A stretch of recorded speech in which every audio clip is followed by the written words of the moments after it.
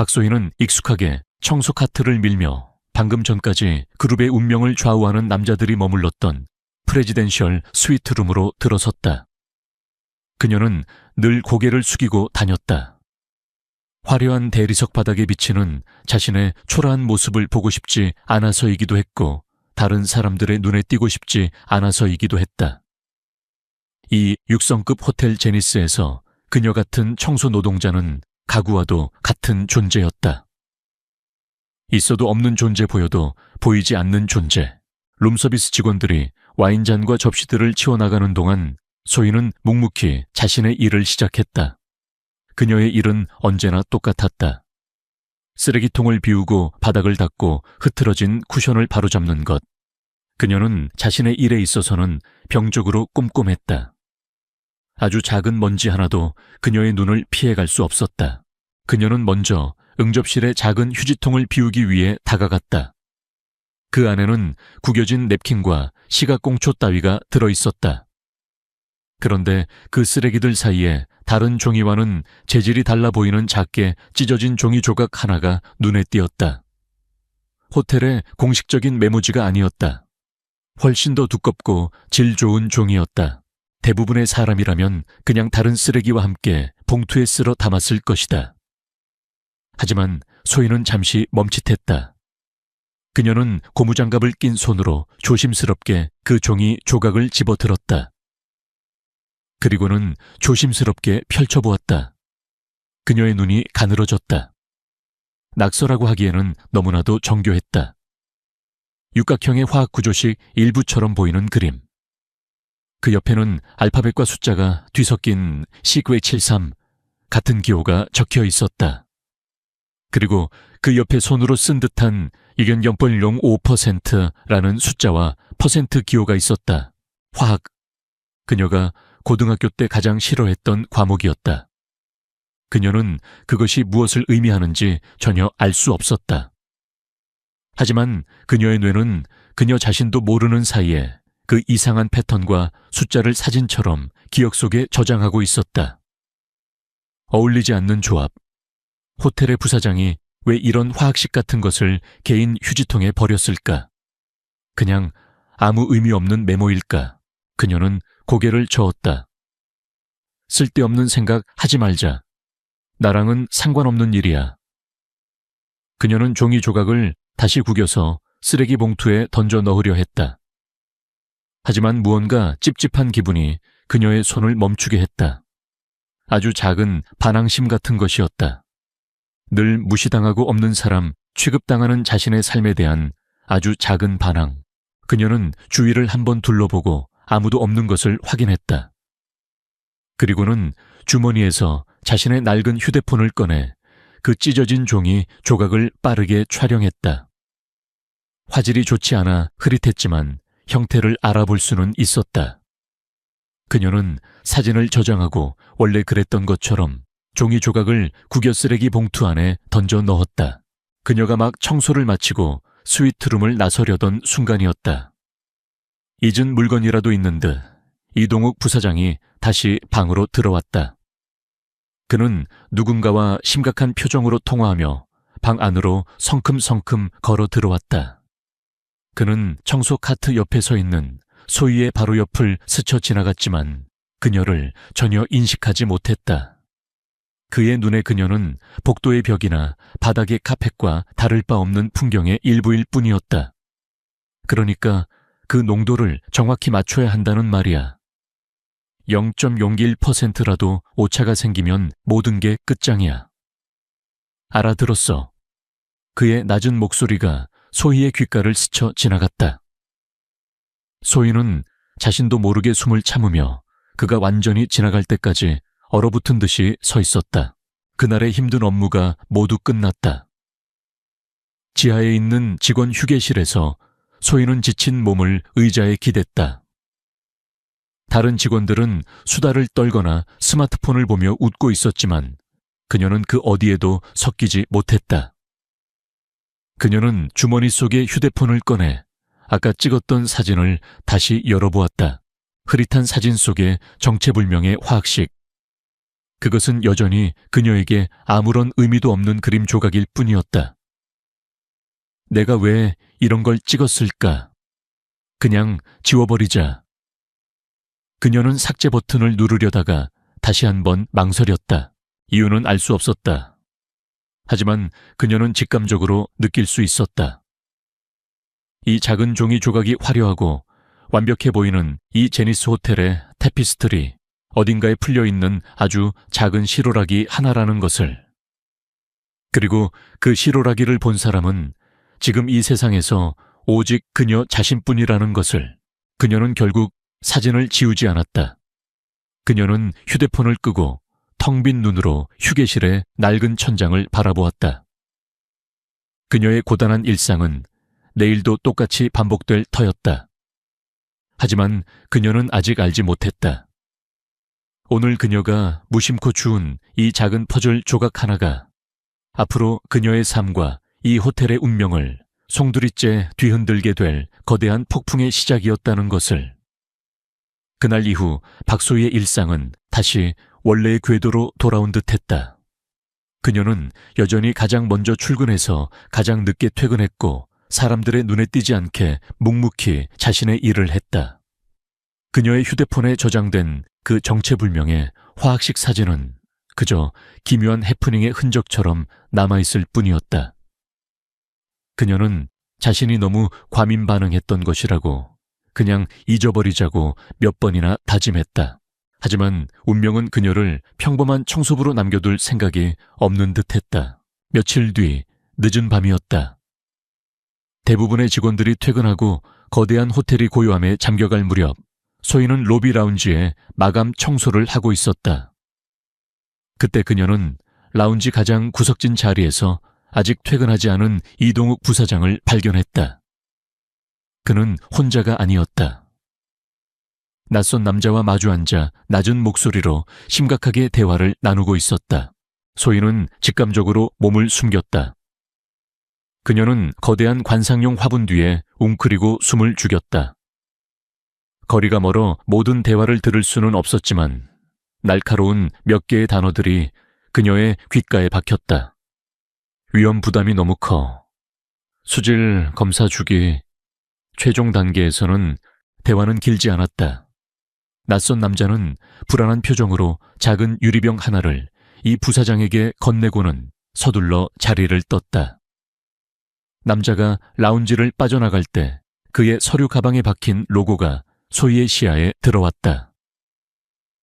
태영 화학, 태영 케미컬스.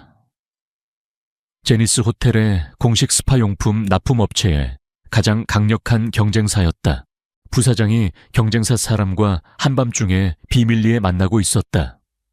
그리고 수질 검사 최종 단계 같은 알 수 없는 단어들. 소희의 머릿속에 두 번째 퍼즐 조각이 던져졌다. 세 번째 조각은 그로부터 며칠 뒤에 나타났다. 세계적으로 유명한 지질학자인 안 박사가 호텔에 투숙했다. 소희는 운 좋게도 그가 묵는 스위트룸의 청소를 담당하게 되었다. 그가 학회 참석차 방을 비운 사이 소희는 여느 때처럼 방을 청소하고 있었다. 그런데 그의 책상 위에 거대한 지질 단면도가 펼쳐져 있었다. 소희는 청소를 하다 말고 그 지도에 시선을 빼앗겼다. 그것은 바로 이 제니스 호텔이 서 있는 땅의 단면도였다. 지하 안반층의 구조, 그리고 호텔의 자랑인 온천 스파에 원천이 되는 지하 깊은 곳에 온천 수맥의 흐름이 아주 상세하게 그려져 있었다. 그리고 지도 한쪽 구석에는 불안정한 단층선 지역이라는 표시와 함께 몇 군데의 붉은색으로 X 표시가 되어 있었다. 와의 지질학자가 이 호텔의 지하 구조도를 이렇게 상세하게 가지고 있는 거지. 보통의 손님이라면 절대 가질 수 없는 호텔의 기밀에 해당하는 자료였다. 그녀의 머리는 또다시 복잡해지기 시작했다. 그녀는 지도의 전체적인 형태와 붉은 X 표시가 된 위치들을 자신의 머릿속에 사진처럼 각인했다. 그리고 네 번째 조각. 그것은 이 부사장이 자주 사용하는 작은 회의실을 청소하다가 발견했다. 쓰레기통 옆 카펫 위에 떨어져 있던 유심 SC임 카드였다. 누군가 급하게 버리려다 실수한 듯했다. 선불폰에나 사용될 법한 익명의 유심 카드. 누군가 반으로 부러뜨려 놓았지만 소희는 그 두 조각을 몰래 주머니에 챙겼다. 이것 역시 이 최고급 호텔의 회의실 바닥에 있기에는 너무나도 어울리지 않는 물건이었다. 그날 밤 소희는 자신의 작은 자취방 침대에 누워 잠을 이루지 못했다. 그녀는 눈을 감고 지난 며칠간 자신이 모았던 퍼즐 조각들을 머릿속에서 조합해보기 시작했다. 찢어진 종이에 적혀있던 정체불명의 화학식. 연정이용 5%. 경쟁사 화학회사 직원과 이동욱 부사장의 비밀 회동. 수질검사 최종 단계. 호텔 지하에 온천 수맥과 불안정한 단층선이 표시된 기밀 지도. 반으로 부러진 익명의 유심 카드. 이 4개의 조각들은 언뜻 보기에는 아무런 연관성도 없어 보였다. 마치 서로 다른 4개의 퍼즐 상자에서 꺼내온 조각들 같았다.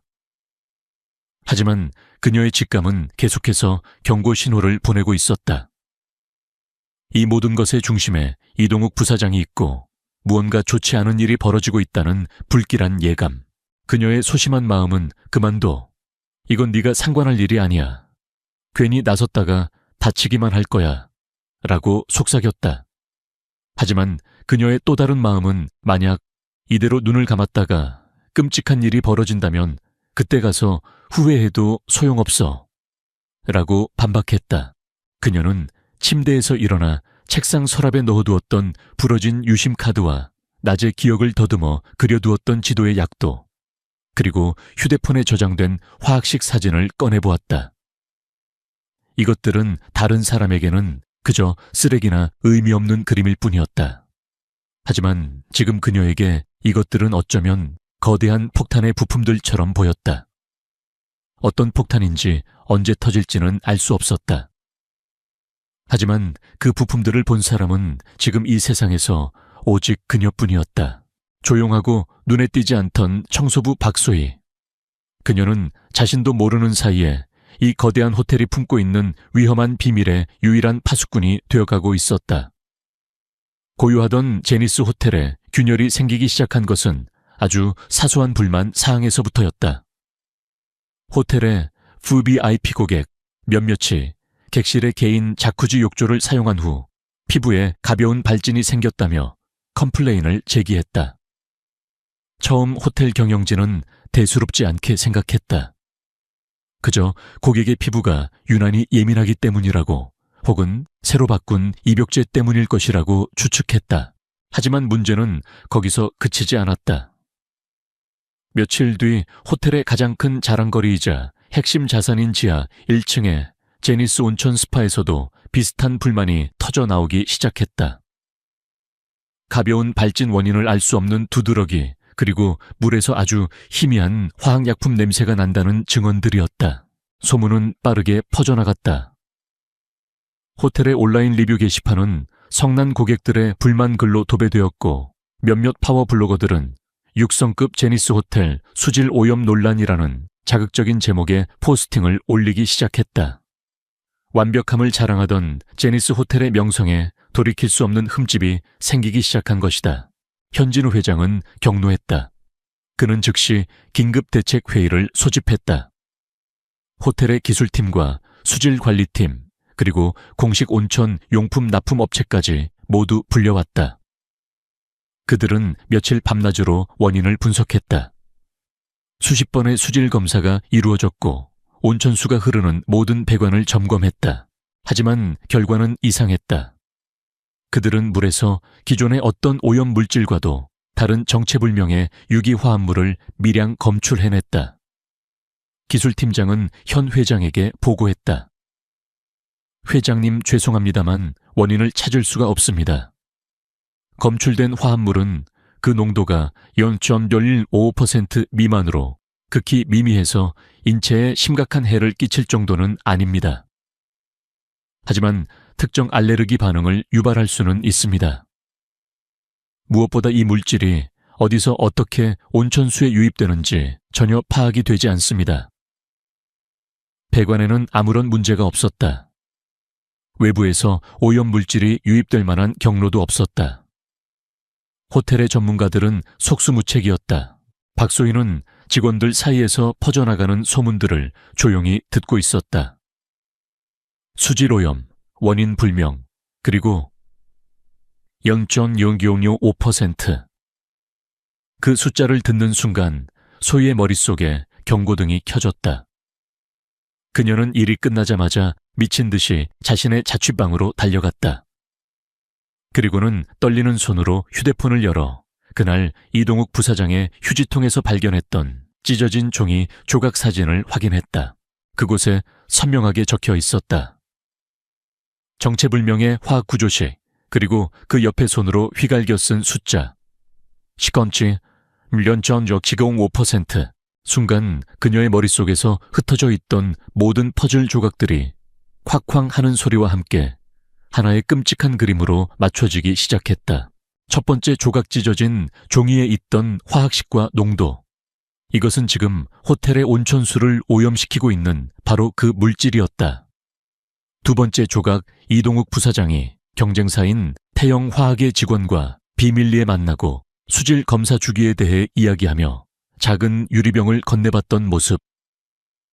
세 번째 조각 지질학자의 방에서 보았던 호텔 지하의 온천 수맥 지도. 그리고 불안정한 단층선이라고 표시된 호텔의 공식적인 배관 시스템 밖에서 온천수에 직접 접근할 수 있는 비밀스러운 경로. 네 번째 조각 누군가와 비밀리에 통화하기 위해 사용했을 반으로 부러진 익명의 유심 카드. 결론은 단 하나였다. 이것은 사고가 아니다. 완벽하게 계획된 고의적인 사보타의 행위다. 이동욱 부사장. 그가 호텔의 심장인 온천 스파를 아주 미량에 추적하기 어려운 화학물질로 서서히 오염시키고 있었던 것이다. 그의 목적은 분명했다. 호텔의 명성을 실추시키고 주가를 폭락시킨 뒤 경쟁사인 태영화학의 모기업이 헐값에 호텔을 인수합병하도록 만드는 것. 소희는 온몸의 피가 차갑게 식는 것을 느꼈다. 이것은 그녀가 상상했던 것보다 훨씬 더 거대하고 훨씬 더 악랄한 음모였다. 그녀는 이제 단순한 비밀의 파수꾼이 아니었다. 그녀는 이 거대한 범죄의 유일한 목격자이자 진실을 알고 있는 단 한 사람이 되어버렸다. 그녀의 어깨를 짓누르는 진실의 무게는 너무나도 무거웠다. 그녀가 가진 증거라고는 흐릿한 사진 한 장과 아무도 믿어주지 않을 그녀의 이론뿐이었다. 경찰에 신고할 수도 없었다. 호텔 내부의 누군가에게 이야기하는 것은 호랑이 굴로 스스로 걸어 들어가는 것과 같았다. 누가 이동욱 부사장의 편인지 알 수 없는 상황이었다. 그녀는 작은 자취방에 홀로 앉아 창밖의 화려한 도시 야경을 바라보았다. 저 불빛 어딘가에서 음모는 지금도 계속 진행되고 있을 터였다. 그녀의 마음속에서 두려움이 파도처럼 밀려왔다. 하지만 그 두려움보다 더 큰 무언가가 그녀의 마음속에서 조용히 고개를 들고 있었다. 그것은 분노이자 책임감이었다. 이대로 침묵할 수는 없었다. 그녀가 눈을 감는다면 수많은 사람들의 땀과 노력이 담긴 이 호텔은 무너질 것이고 악은 승리할 것이다. 그녀가 무엇을 해야 할지는 아직 알 수 없었다. 하지만 그녀는 한 가지만은 확실히 결심했다. 나는 더 이상 도망치지 않겠다. 보이지 않는 청소부 박소희. 그녀는 이제 보이지 않는 탐정이 되어 이 거대한 음모의 심장부를 향해 홀로 걸어가기로 결심했다. 박소희는 더 이상 이론만으로 이 음모를 파헤칠 수 없다는 것을 깨달았다. 그녀에게는 누구도 반박할 수 없는 구체적이고 물리적인 증거가 필요했다. 이동욱 부사장을 그의 범죄 현장에서 직접 잡아낼 증거. 그녀의 새로운 임무는 호텔 어딘가에 숨겨져 있을 독극물 투입 장소를 찾아내는 것이었다. 그녀는 우선 이 부사장의 주변 인물들을 더욱 세심하게 관찰하기 시작했다. 그녀의 레이더망에 걸려든 첫 번째 인물은 야간 근무조의 보안요원 김 씨였다. 그는 유독 호텔의 지하층과 기계실 주변을 자주 순찰했고 최근에는 자신의 월급 수준에 맞지 않는 고가의 시계를 차고 다니기 시작했다. 소희는 청소부라는 자신의 신분을 완벽하게 이용했다. 그녀는 직원 휴게실을 청소하는 척하며 김 요원이 동료와 나누는 대화를 엿들었다. 김형, 요즘 무슨 좋은 일 있어? 시계도 새로 뽑고 말이야. 허허, 그냥 부업으로 보너스가 좀 생겨서. 곧 마지막 한 탕만 더 하면 이 지긋지긋한 야간 근무도 끝낼 수 있을 거야. 마지막 한 탕. 소희는 그 단어를 자신의 머릿속에 새겼다. 김 요원이 이 부사장의 공범이라는 확신이 들었다. 다음 목표는 범죄 현장을 찾는 것이었다. 그녀는 지질학자의 방에서 봤던 지도를 떠올렸다. 불안정한 단층선이라고 표시된 곳, 호텔의 공식적인 배관망을 우회하여 외부에서 온천 수맥에 직접 접근할 수 있는 유일한 경로. 그곳은 바로 호텔의 가장 깊은 곳, 일반 직원은 출입이 엄격히 통제되는 지하 3층의 지열 발전, 설비실 근처일 터였다. 그곳에 어떻게 들어갈 수 있을까 며칠을 고민하던 그녀에게 기회가 찾아왔다. 시설관리팀의 게시판에 지하 3층 환풍구 전기 청소 작업 공고가 붙은 것이다. 아무도 가기 싫어 하는 가장 힘들고 더러운 작업이었다. 소희는 자신의 담당 구역장인 한 여사를 찾아갔다. 그녀는 일부러 풀이 죽은 목소리로 말했다. 반장님, 제가 요즘 실수가 잦아서 다른 분들께 피해를 드리는 것 같습니다. 앞으로 더 열심히 하겠다는 의미로 이번 지하 3층 환풍구 청소 작업 제가 맡아서 하면 안 될까요? 한 여사는 귀찮은 일을 알아서 맡겠다는 그녀가 기특하다는 듯 흔쾌히 허락했다. 마침내 소희는 합법적으로 금지된 구역으로 들어갈 수 있게 되었다. 지하 3층은 지상과는 완전히 다른 세상이었다. 어둡고 습하고 거대한 기계들이 내뿜는 소음과 열기로 가득했다. 그녀는 정말로 환풍구를 청소하는 척하며 자신의 기억 속에 있는 지도를 따라 가장 깊고 후미진 곳으로 향했다. 그리고 마침내 그녀는 그것을 찾아냈다. 거대한 지열 펌프 뒤편 낡은 장비들로 가려진 좁은 서비스 터널. 그리고 그 터널의 끝에 정체불명의 소형 펌프와 온천 원수관에 직접 연결된 가는 호스가 설치되어 있었다. 그 옆에는 태영화학의 로고가 찍힌 빈 약품통 여러 개와 아직 내용물이 남아있는 통 하나가 놓여 있었다. 완벽한 범죄 현장이었다. 빼도 박도 못할 증거. 그녀는 심장이 터질 듯이 뛰는 것을 느끼며 휴대폰을 꺼내 이 모든 것을 촬영하기 시작했다. 바로 그때였다. 터널 입구 쪽에서 희미한 발소리와 함께 두 남자의 목소리가 들려왔다. 김 요원이었다. 이봐, 이쪽 맞아. 부사장님이 말씀하신 마지막 배달 물건 여기에 두면 되는 거지. 맞아. 곧 있을 국제행사 날 이걸 터뜨리면 모든 게 끝나는 거야. 호텔은 끝장나고 우리는 거액을 챙기는 거지. 소희는 비명을 지를 뻔한 것을 간신히 참았다. 그녀는 칠흑 같은 어둠 속 낡은 파이프 뒤로 몸을 숨겼다. 그녀는 숨소리조차 죽였다. 김 요원과 또 다른 남자가 그녀가 숨어있는 곳 바로 앞을 지나갔다. 그런데 그 청소부 아줌마 말이야. 부사장님이 계속 신경 쓰인다고 하시던데. 김 요원의 목소리였다. 그냥 좀 어리숙한 아줌마 아니야. 그래도 혹시 모르니 이 일 끝나면 조용히 처리해야 할지도 몰라. 꼬리가 길면 밟히는 법이니까. 그들의 발소리가 멀어졌다. 소희는 온몸이 사시나무처럼 떨리는 것을 느끼며 그 자리에 주저앉았다. 그녀는 이제 더 이상 보이지 않는 목격자가 아니었다. 그녀는 그들의 제거 대상이 되어버렸다.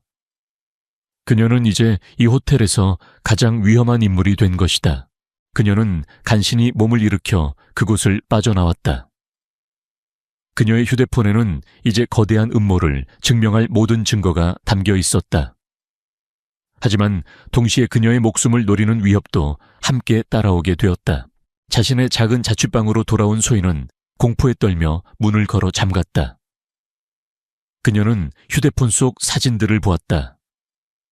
이 증거를 가지고 어떻게 해야 할까? 혼자서는 더 이상 감당할 수 없었다. 그녀는 용기를 내어 호텔 내부 인트라넷에 접속했다. 그리고는 임원진 명단에서 단 한 사람의 이름을 찾아냈다. 현진우 회장. 그녀는 회장의 비서실 공식 이메일 주소를 자신의 노트에 적었다. 그녀가 누구를 믿어야 할지는 아직 알 수 없었다. 하지만 그녀는 이제 선택의 기로에 섰다. 이대로 모든 것을 덮고 자신의 목숨을 부지하며 도망칠 것인가? 아니면 이 증거를 가지고 가장 높은 곳의 문을 두드릴 것인가? 그녀의 조용했던 수사는 끝났다. 이제는 진실을 세상에 폭로하기 위한 더 위험한 싸움을 시작해야 할 때였다. 박소희가 자신을 노리는 위협을 감지하고 행동을 결심했을 때 호텔 제니스는 건국 이래 최대 규모의 국제 행사인 아시아 글로벌 서밋 준비로 그 어느 때보다도 분주했다. 대한민국의 대통령을 비롯하여 아시아 각국의 정상들과 수백 명의 글로벌 기업 CEO들이 참석하는 국가적인 행사였다. 이 행사의 성공적인 개최는 제니스 호텔의 명예뿐만 아니라 대한민국의 국격이 걸린 문제였다. 소희는 직감했다.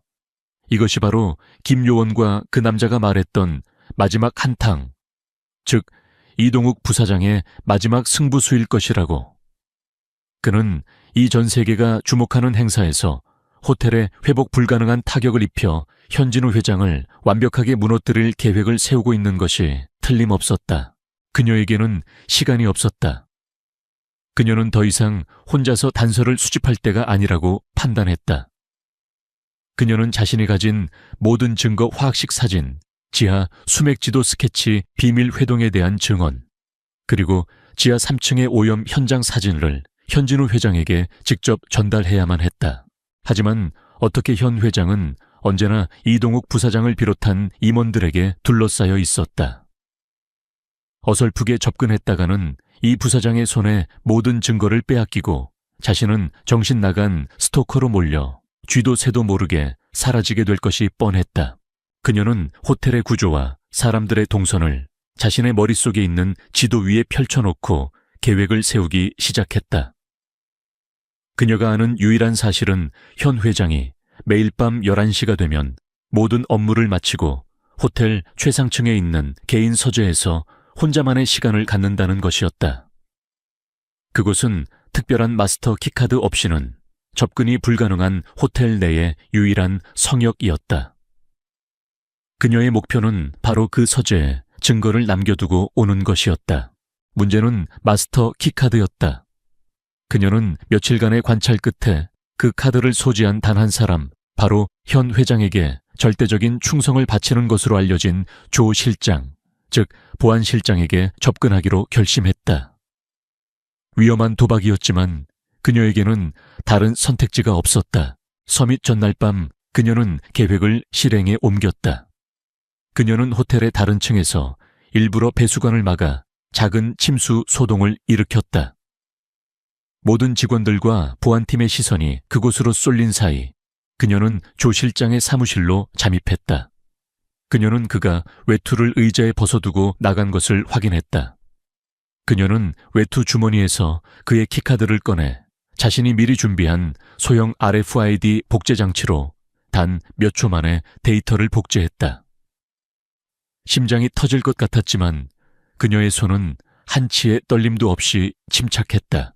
마침내 그녀는 금단의 구역으로 향할 열쇠를 손에 넣었다. 그녀는 직원용 비상 엘리베이터를 타고 아무도 없는 최상층으로 향했다. 복제한 카드를 리더기에 대자 삑 하는 작은 소리와 함께 펜트하우스 전용 복도로 향하는 문이 열렸다. 최상층의 복도는 숨막히는 정적으로 가득했다. 그녀는 자신의 발소리조차 죽이며 현 회장의 개인 서재 앞으로 다가갔다. 문은 굳게 잠겨 있었다. 그녀는 주머니에서 오래전 돌아가신 아버지가 남겨주신 낡은 만능 열쇠 세트를 꺼냈다. 가난했던 시절 그녀는 고장난 문을 고치는 법을 스스로 터득해야만 했다. 그때 서러웠던 기억이 지금 그녀에게 가장 강력한 무기가 되어준 것이다. 몇 번의 시도 끝에 딸깍하는 작은 소리와 함께 문이 열렸다. 서재 안은 고풍스러운 책 냄새와 현 회장 특유의 옅은 향수 냄새로 가득했다. 그녀는 준비해온 USB와 그동안의 모든 상황을 자세히 적은 손편지를 그의 책상 위에 올려놓으려 했다. 그때 그녀의 눈에 책상 위에 놓인 한 장의 사진 액자가 들어왔다. 사진 속에는 지금보다 훨씬 젊은 시절의 현진우 회장이 환하게 웃고 있는 한 여인과 그녀의 손을 잡고 있는 어린 소녀와 함께 서 있었다. 소희는 그 자리에서 얼어붙었다. 숨을 쉴 수가 없었다. 사진 속의 어린 소녀. 그 소녀는 바로 그녀 자신 박소희였다. 그리고 그녀의 손을 잡고 있는 여인은 바로 그녀의 어머니였다. 그녀의 어머니는 오래전 바로 이 제니스 호텔의 직원이었다. 그리고 호텔에서 일어난 불의의 사고로 세상을 떠났다. 소희는 그저 운이 나빴던 사고라고만 생각해왔다. 모든 기억의 파편들이 맞춰지기 시작했다. 현 회장이 과거 자신들의 집에 가끔 찾아와 어머니와 다정하게 이야기를 나누던 모습. 어머니가 돌아가신 후 그가 고아원에 있던 자신을 남몰래 후원해 주었던 사실. 그리고 자신이 왜 유독 이 호텔에 집착하며 일하게 되었는지. 이 모든 것은 우연이 아니었다. 그녀의 눈에서 뜨거운 눈물이 흘러내렸다. 이것은 이제 단순히 정의를 위한 싸움이 아니었다. 이것은 어쩌면 어머니의 죽음과도 관련이 있을지 모르는 그녀 자신의 싸움이 되어버렸다. 그녀는 눈물을 닦고 더욱 굳은 결심으로 USB와 편지를 책상 위에 올려놓았다. 그리고 막 서재를 빠져나가려던 순간이었다. 딩동, 복도 저편에서 전용 엘리베이터가 도착하는 소리가 들려왔다. 현진우 회장이었다. 예상보다 일찍 돌아온 것이다. 소희에게는 피할 시간이 없었다. 그녀는 본능적으로 서재 옆에 딸린 작은 휴게실의 두꺼운 커튼 뒤로 몸을 숨겼다. 그녀는 숨을 죽였다. 서재 문이 열리고 현 회장이 안으로 들어왔다. 그는 피곤한 듯 넥타이를 풀며 책상으로 다가갔다. 그리고 자신의 책상 위에 놓여있는 정체불명의 봉투를 발견했다. 그의 얼굴에 의아한 표정이 떠올랐다. 그는 조심스럽게 봉투를 집어들었다. 커튼 뒤에서 소희는 자신의 심장 소리가 온 세상에 울려 퍼지는 것 같았다. 폭탄은 전달되었다. 이제 모든 것은 그의 손에 달려 있었다. 커튼 뒤에서 박소희는 자신의 심장 소리가 현진우 회장에게 들릴까봐 두려워하며 숨을 죽이고 있었다. 그녀는 커튼의 작은 틈새로 현 회장이 자신이 놓고 온 봉투를 집어드는 것을 지켜보았다. 그의 얼굴에는 의아함이 가득했다. 그는 먼저 손으로 쓴 편지를 읽었다. 그의 표정은 의아함에서 충격으로 그리고 이내 차가운 분노로 변해갔다. 그는 편지를 내려놓고 떨리는 손으로 USB를 자신의 개인 노트북에 연결했다. 화면에는 소희가 목숨을 걸고 촬영한 사진들이 떠올랐다. 지하 3층의 비밀스러운 오염장치, 태영화학의 로고가 박힌 약품통들, 그리고 정체불명의 화학식. 현 회장은 모든 것을 즉시 이해했다. 그가 평생을 바쳐 이룩한 호텔이 그가 가장 신뢰했던 오른팔의 손에 의해 서서히 독살당하고 있었다는 끔찍한 진실을. 그리고 그는 마지막 사진을 보았다. 젊은 시절 자신이 가장 아꼈던 후배 직원이자 친구였던 한 여인, 그리고 그녀의 어린 딸과 함께 찍은 낡은 사진. 그는 사진 속에 어린 소녀와 이 모든 증거를 가져온 박소희라는 이름의 청소부를 연결시켰다. 그의 눈에 깊은 슬픔과 회한, 그리고 무거운 책임감이 어렸다. 그는 편지에 적힌 마지막 문장을 다시 보았다. 오늘 밤 서민 만찬회 중에 마지막 공격이 있을 겁니다. 그는 시계를 보았다. 이미 만찬회는 시작된 지 한참이 지나 있었다. 시간이 없었다. 하지만 그는 당황하지 않았다. 수십 년간 거친 비즈니스 세계에서 살아남은 노련한 사자는 위기의 순간에 더욱 냉정해지는 법이었다. 그는 즉시 2통의 전화를 걸었다. 첫 번째 전화는 그의 절대적인 충복 조 실장에게였다. 조 실장, 지금 당장 지하 3층 지열 발전 설비실로 가게. 아무도 모르게.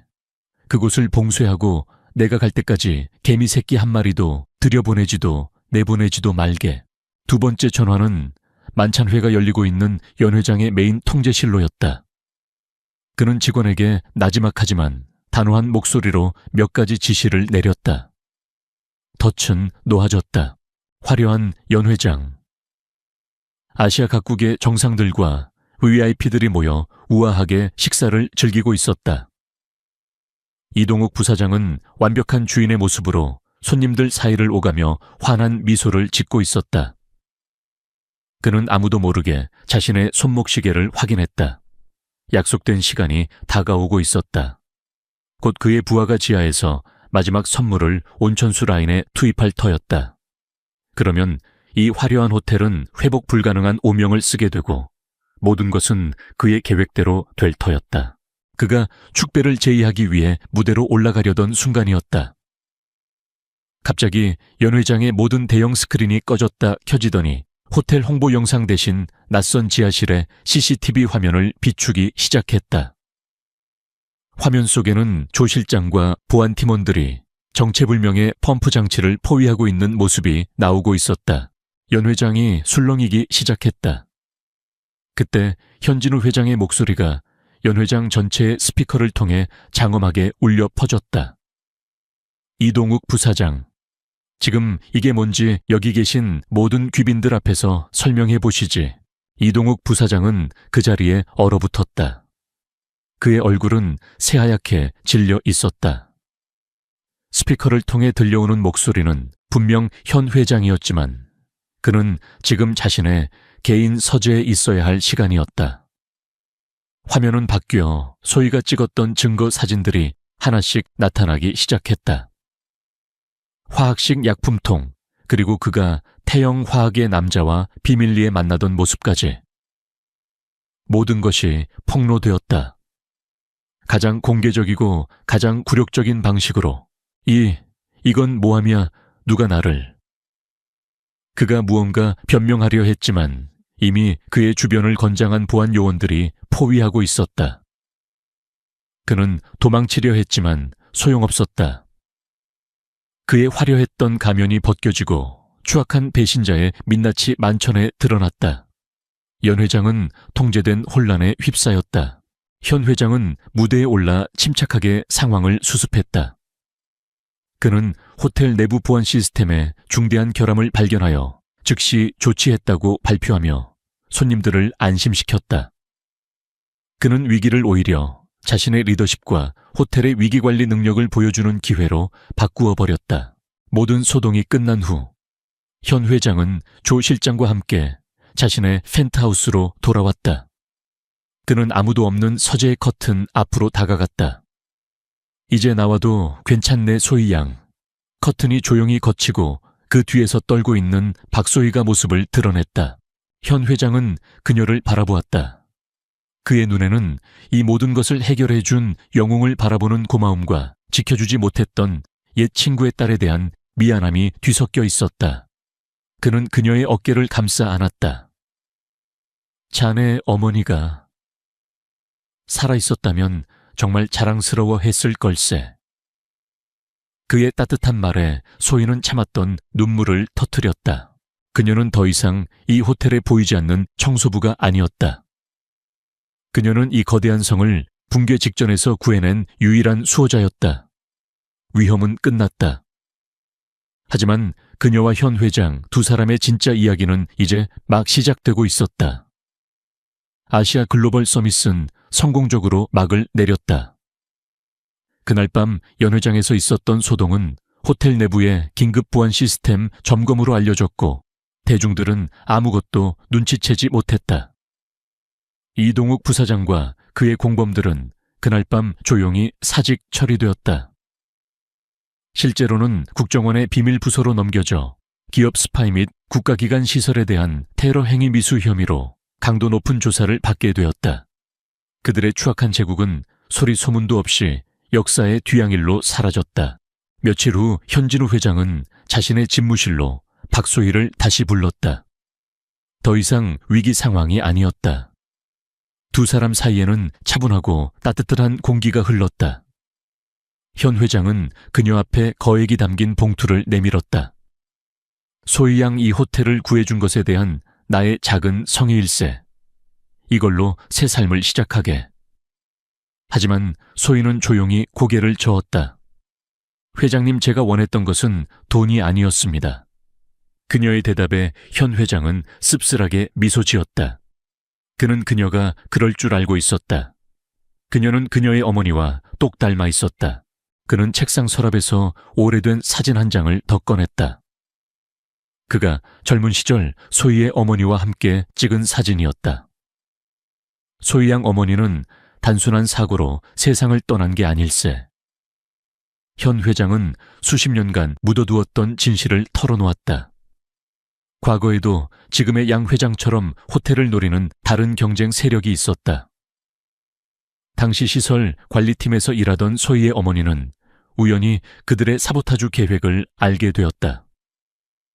그리고 그녀가 그 사실을 폭로하기 직전 호텔 공사 현장에서 불의의 추락사고를 당했다.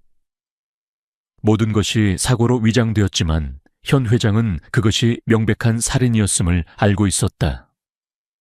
하지만 당시에는 증거도 힘도 없어 아무것도 하지 못했다.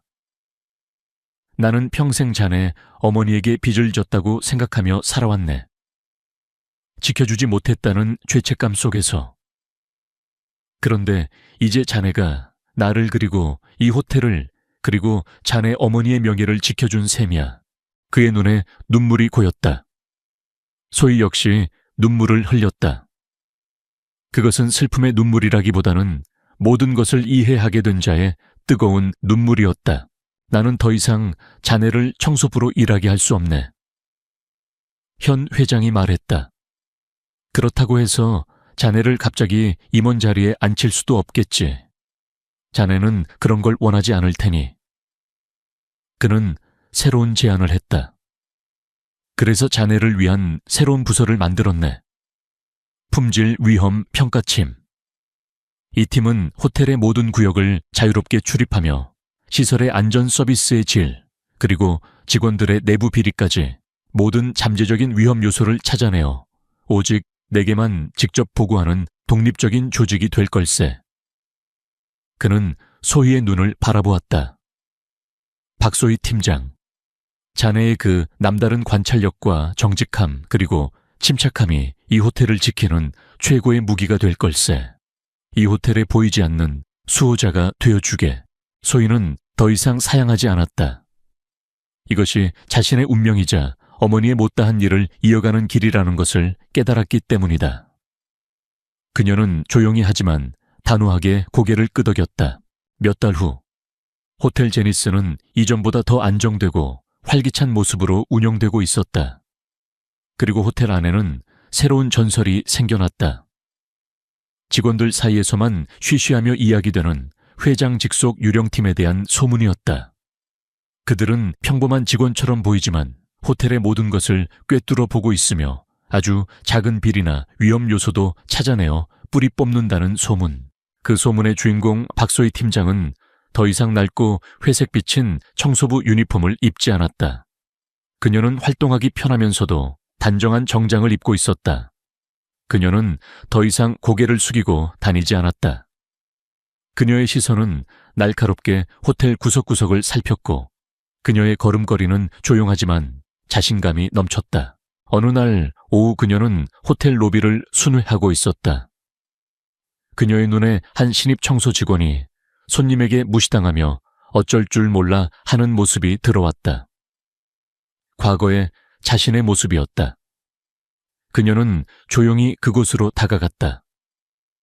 그리고는 그 신입 직원의 어깨를 가볍게 두드려주며 아무 말 없이 따뜻하고 격려가 담긴 미소를 지어 보였다. 괜찮아. 나도 그랬어. 하지만 너는 혼자가 아니야. 라는 의미가 담긴 미소였다. 그녀는 다시 자신의 길을 갔다. 호텔의 가장 높은 곳으로 향하는 엘리베이터를 타고 통유리창 너머로 펼쳐진 서울의 풍경을 바라보았다. 그녀는 이제 이 거대한 성의 가장 낮은 곳에 있던 하인이 아니었다. 그녀는 이 성의 가장 높은 곳과 가장 낮은 곳을 모두 아우르며 그곳의 모든 사람들과 가치를 지키는 이름 없는 수호자였다. 그녀만의 방식으로 그녀는 이 호텔의 새로운 심장이자 영혼이 되어가고 있었다.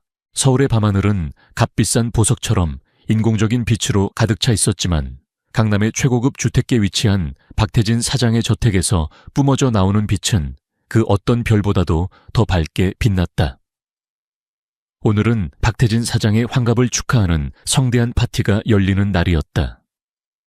정원에는 수십 개의 테이블이 놓여 있었고 대한민국의 내로라 하는 재계 인사들과 유명인들이 모여 값비싼 샴페인을 기울이며 웃음꽃을 피우고 있었다. 모든 것이 완벽해 보였다.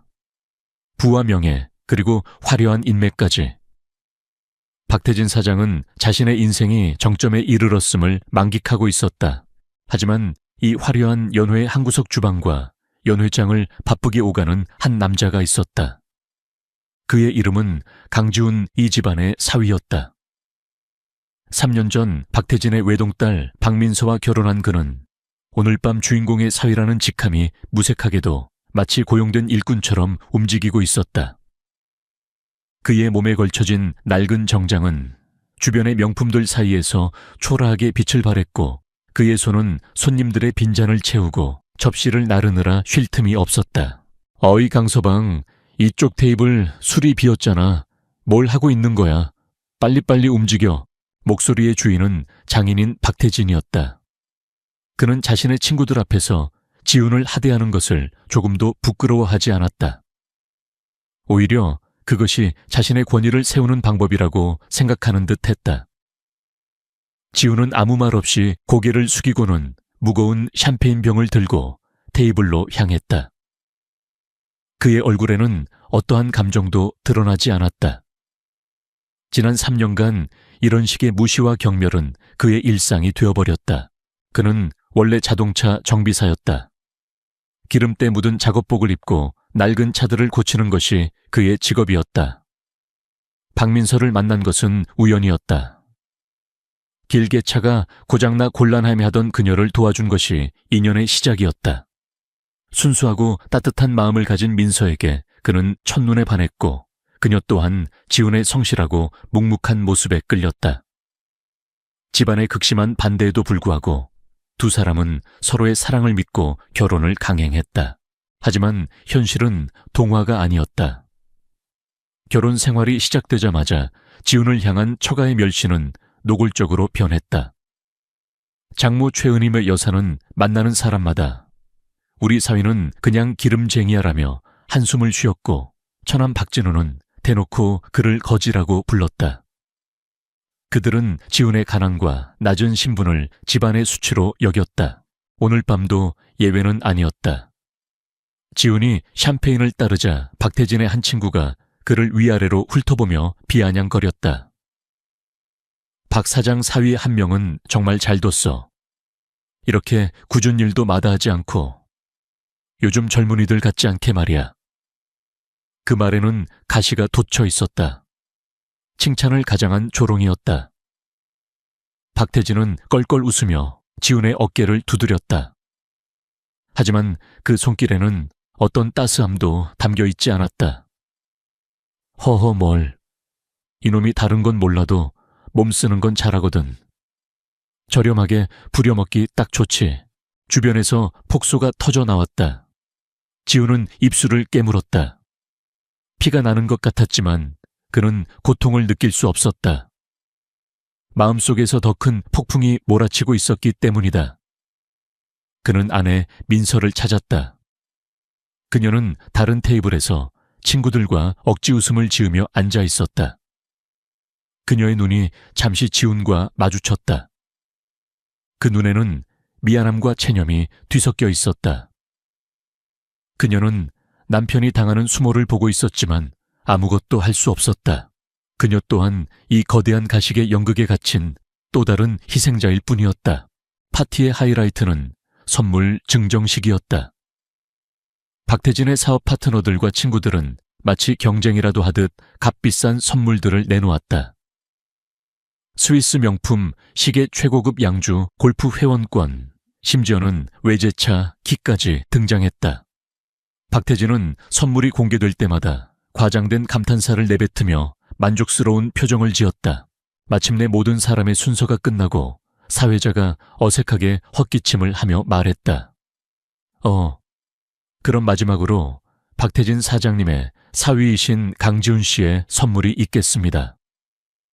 모든 시선이 지훈에게로 쏠렸다.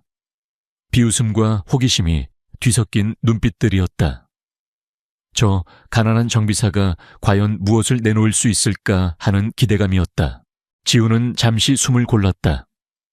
그리고는 품 안에서 작은 나무 상자를 꺼냈다.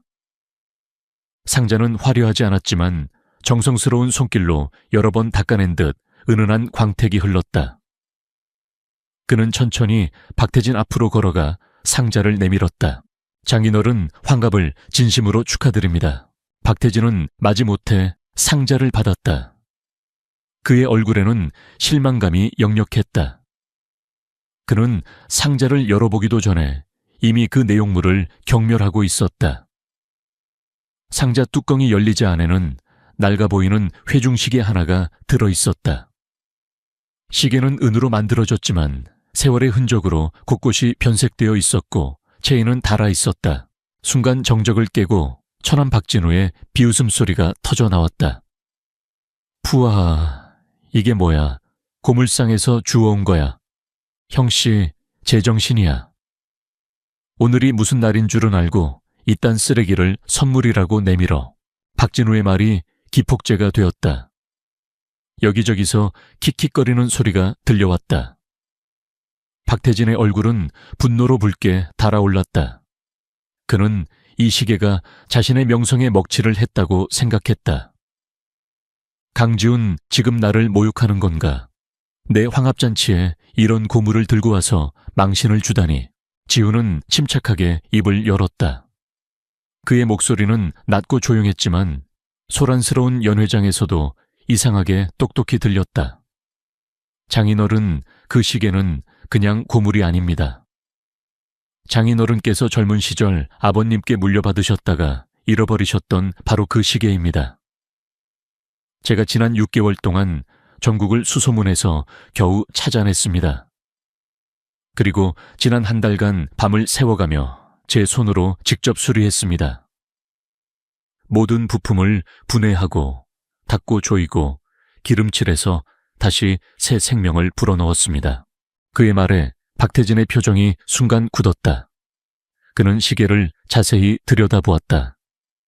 시계 뒷면에는 희미하게 그의 아버지의 이니셜이 새겨져 있었다. 젊은 시절 사업 자금이 필요해 전당포에 맡겼다가 결국 찾지 못했던 아버지의 유품이었다. 그는 완전히 잊고 있던 과거의 조각이었다. 하지만 감상에 젖은 것도 잠시 주변의 시선이 그를 다시 현실로 끌어당겼다. 여기서 가난한 사위가 준 낡은 시계를 받고 감동하는 모습을 보인다면 자신의 체면이 뭐가 되겠는가. 그는 다시 차가운 표정을 지었다. 그때 박진우가 술에 취한 채 비틀거리며 다가왔다. 술이 웃기지 마. 내 놈 같은 기름쟁이가 뭘 안다고. 시계를 수리해 그냥 고물을 주워와서 그럴듯하게 둘러대는 거겠지. 박진우는 지훈의 손에 들린 상자를 거칠게 쳐냈다.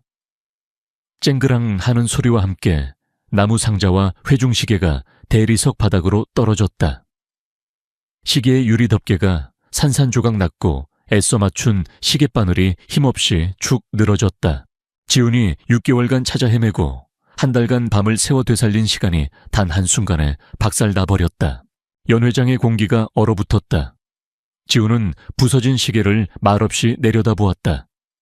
그의 어깨가 미세하게 떨리고 있었다. 분노 때문인지 슬픔 때문인지 알 수 없었다. 박진우는 오히려 큰 소리를 쳤다. 어쩌다 보니 그랬네. 근데 뭐 어때? 어차피 쓰레기였잖아. 야, 강지훈, 네가 선물한 쓰레기니까 네가 치워야지 뭐 해. 빨리 줍지 않고. 모두가 숨을 죽이고 지훈을 바라보았다. 그가 과연 어떤 반응을 보일까? 폭발할까? 아니면 언제나처럼 굴욕을 삼키고 무릎을 꿇을까? 지훈은 천천히 허리를 숙였다. 그는 깨진 유리 조각과 멈춰버린 시계를 조심스럽게 손으로 주워 담았다. 날카로운 유리가 손바닥을 찔러 피가 배어나왔지만 그는 아랑곳하지 않았다. 그의 침묵은 그 어떤 절규보다도 더 무겁게 공간을 짓눌렀다. 파티는 그렇게 끝이 났다. 손님들이 모두 떠나고 텅 빈 저택에는 박씨 가족과 지훈만이 남았다. 어색하고 차가운 침묵이 흘렀다. 먼저 입을 연 것은 장모 최은희였다. 그녀는 지훈 앞에 흰 봉투 하나를 던졌다. 봉투는 두툼했다. 이게 뭔지 알아? 지훈은 대답하지 않았다. 최은희는 경멸이 가득한 눈으로 그를 쏘아보며 말했다. 내 놈에게 주는 위자료야. 아니, 퇴직금이라고 해야 맞겠지. 3년 동안 우리 집에 붙어서 기생하느라 고생 많았다. 박태진도 거들었다. 그는 소파에 깊숙이 몸을 묻은 채 말했다. 오늘 일로 확실해졌네. 자네와 우리는 사는 세계가 달라. 자네는 우리 집안에 어울리지 않아. 아니, 짐 덩어리일 뿐이야. 민서의 앞길을 막지 말고 이제 그만 사라져 주게. 지훈은 마침내 고개를 들어 그들을 바라보았다. 그의 눈은 더 이상 순종적인 사위의 눈이 아니었다. 깊이를 알 수 없는 심연처럼 차갑고 고요했다. 그는 봉투를 쳐다보지도 않고 아내 민서를 바라보았다. 민서 씨, 당신 생각은 어때? 민서는 눈물을 글썽이며 고개를 숙였다. 그녀의 어깨가 가늘게 떨렸다. 그녀는 남편과 가족 사이에서 갈기갈기 찢어지고 있었다. 하지만 결국 그녀는 아무 말도 하지 못했다. 부모님의 섰을 퍼런 시선 아래 그녀는 침묵을 선택했다. 그리고 그 침묵은 지훈에게 가장 아픈 비수가 되어 날아와 꽂혔다. 알겠어. 지훈은 짧게 대답했다. 그의 목소리에는 어떤 미련도 남아있지 않았다. 그는 자리에서 일어났다. 그리고는 피가 묻은 손으로 조심스럽게 감싸 쥔 부서진 시계를 품에 넣었다. 그것이 그가 이 집에서 가져가는 유일한 것이었다. 그는 단 한 번도 뒤돌아보지 않고 현관으로 걸어갔다. 박씨 가족은 누구도 그를 붙잡지 않았다. 오히려 속이 시원하다는 듯한 표정이었다. 철컥. 문이 열리자 차가운 밤 공기와 함께 장대 같은 빗줄기가 쏟아져 들어왔다. 지훈은 그 폭풍우 속으로 망설임 없이 걸어 들어갔다. 문이 닫히는 순간 그는 3년간의 굴욕적인 결혼 생활에 그리고 강지훈이라는 이름으로 살아온 자신의 연약한 과거에 마침표를 찍었다. 빗물은 그의 얼굴을 타고 흐르는 것이 눈물인지 빗물인지 분간할 수 없게 만들었다. 그러나 그의 발걸음은 이상할 정도로 단호하고 흔들림이 없었다. 마치 오랫동안 갇혀있던 새장에서 풀려난 맹수처럼. 폭우는 강지훈의 초라한 정장을 적시고 있었지만 그의 내면에서 타오르는 불길을 끄기에는 역부족이었다. 그는 박씨 가족의 저택에서 멀어질수록 걸음걸이가 달라졌다. 지난 3년간 굴욕에 길들여져 구부정했던 어깨가 펴지고 땅만 보던 시선은 정면을 향했다. 빗물에 젖은 머리카락 아래 그의 눈빛은 더 이상 순박한 정비사의 것이 아니었다. 그곳에는 모든 것을 꿰뚫어 보는 듯한 냉철함과 세상을 호령하는 자의 위엄이 서려 있었다. 그의 발걸음은 허름한 자신의 정비소로 향하지 않았다. 대신 그는 택시를 잡아타고 서울의 또 다른 심장부 여의도로 향했다. 택시기사는 흠뻑 젖은 그의 행색을 보고 탐탁지 않은 표정을 지었지만 지훈이 말없이 내민 몇 장의 지폐에 금세 입을 다물었다. 택시가 멈춘 곳은 여의도에서 가장 높고 호화로운 주상복합 빌딩 더 스카이 팰리스 앞이었다. 일반인은 출입조차 엄격히 통제되는 곳.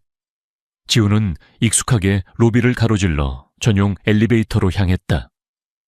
보안 요원이 그를 막아서려 했지만 지훈의 눈과 마주친 순간 알 수 없는 압박감에 몸이 굳어버렸다.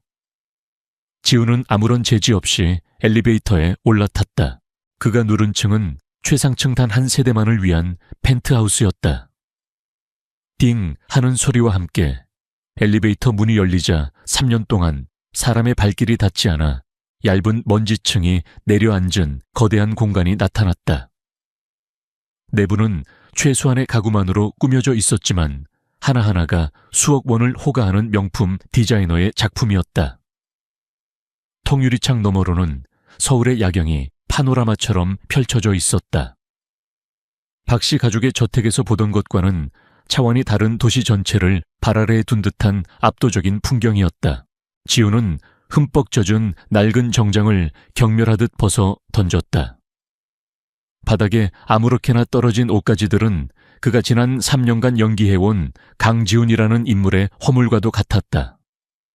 그는 거대한 통유리창 앞에 섰다. 창문에 비친 그의 모습은 더 이상 유약한 사위가 아니었다. 균형 잡힌 근육질의 몸, 그리고 그 위를 수놓은 수많은 흉터들. 어떤 것은 날카로운 칼에 베인 자국이었고 어떤 것은 총알이 스쳐 지나간 흔적이었다. 이 흉터들은 그가 겪어온 치열한 전쟁의 역사이자 그의 진짜 신분을 증명하는 훈장이었다. 그는 샤워를 마치고 나와 드레스룸으로 들어갔다. 그곳에는 수십 벌의 최고급 맞춤 정장과 실크 셔츠가 걸려 있었다. 하지만 그는 그것들을 지나쳐 가장 안쪽에 있는 검은색 실크 가운을 꺼내 걸쳤다. 그리고는 서재로 향했다. 거대한 흑요석 책상 위에는 단 하나의 물건, 바로 검은색 위성 전화기만이 놓여 있었다. 지우는 수화기를 들었다. 3년 만에 통화였다. 신호음이 한 번 울리기도 전에 상대방이 전화를 받았다. 수화기 너머로 격한 흥분을 애써 억누르는 굵고 충성심 가득한 목소리가 들려왔다. 죽은 용왕이시여, 드디어 연락을 주셨습니까? 목소리의 주인은 최 장군 지훈의 가장 충실한 부하이자 그가 이끄는 비밀 조직 용문 롱맨의 인자였다. 지훈의 목소리는 얼음처럼 차가웠다. 최 장군, 죽은 명을 내리시옵소서. 지난 3년간 용문의 모든 전사들이 주군의 귀환만을 기다려왔습니다. 3년간의 잠은 끝났다. 용문을 깨워라. 그 한마디에 최 장군의 숨소리가 거칠어졌다. 마침내 때가 왔다는 것을 직감한 것이다. 알겠습니다. 즉시 모든 용문 지부에 최고 등급 경계 태세를 발령하겠습니다. 첫 번째 목표는 어디입니까? 지우는 잠시 창밖의 야경을 바라보았다. 그의 눈에 박씨 가족의 오만방자한 얼굴들이 스쳐 지나갔다. 태상건설 박태진. 지훈의 입에서 나온 이름에 최 장군은 의아해했지만 어떤 질문도 하지 않았다. 용왕의 명령은 절대적이었다. 주군. 태상건설에 대한 모든 정보를 스크린에 띄웠습니다. 지훈이 말하는 동안 펜트하우스의 벽면 하나가 거대한 스크린으로 변하며 태상건설의 재무제표주가 동양 주요 프로젝트 현황, 그리고 박태진 일가의 모든 개인 정보가 실시간으로 떠올랐다. 태상건설의 모든 은행 여신을 동결시켜라. 해외 자금줄도 차단해. 지금 당장. 그리고 여의도에서 진행 중인 피너클 프로젝트 계약 파기시켜. 위약금은 우리가 물어주지. 그들이 가진 모든 것을 멈춰. 지훈의 명령은 간결했지만 그 내용은 태상건설의 숨통을 단번에 끊어버릴 수 있는 치명적인 것들이었다. 최 장군은 즉시 자판을 두드리는 소리와 함께 명령을 수행했다. 주군 명령 수행 중입니다. 3분 안에 태상건설의 모든 자금 흐름이 마비될 것입니다. 피너클 프로젝트의 발주처인 블루스톤 캐피탈의 대표는 우리 사람입니다. 즉시 계약 파기 절차에 들어갔습니다. 잘했다. 그리고 그의 아들 박진우. 지훈의 목소리가 한층 더 차가워졌다. 그놈이 그림자 독사 놈들에게 진 빚이 있을 거다. 원금과 이자를 합쳐서 날이 밝기 전에 모두 회수해. 뼈와 살을 분리해서라도 받아내도록.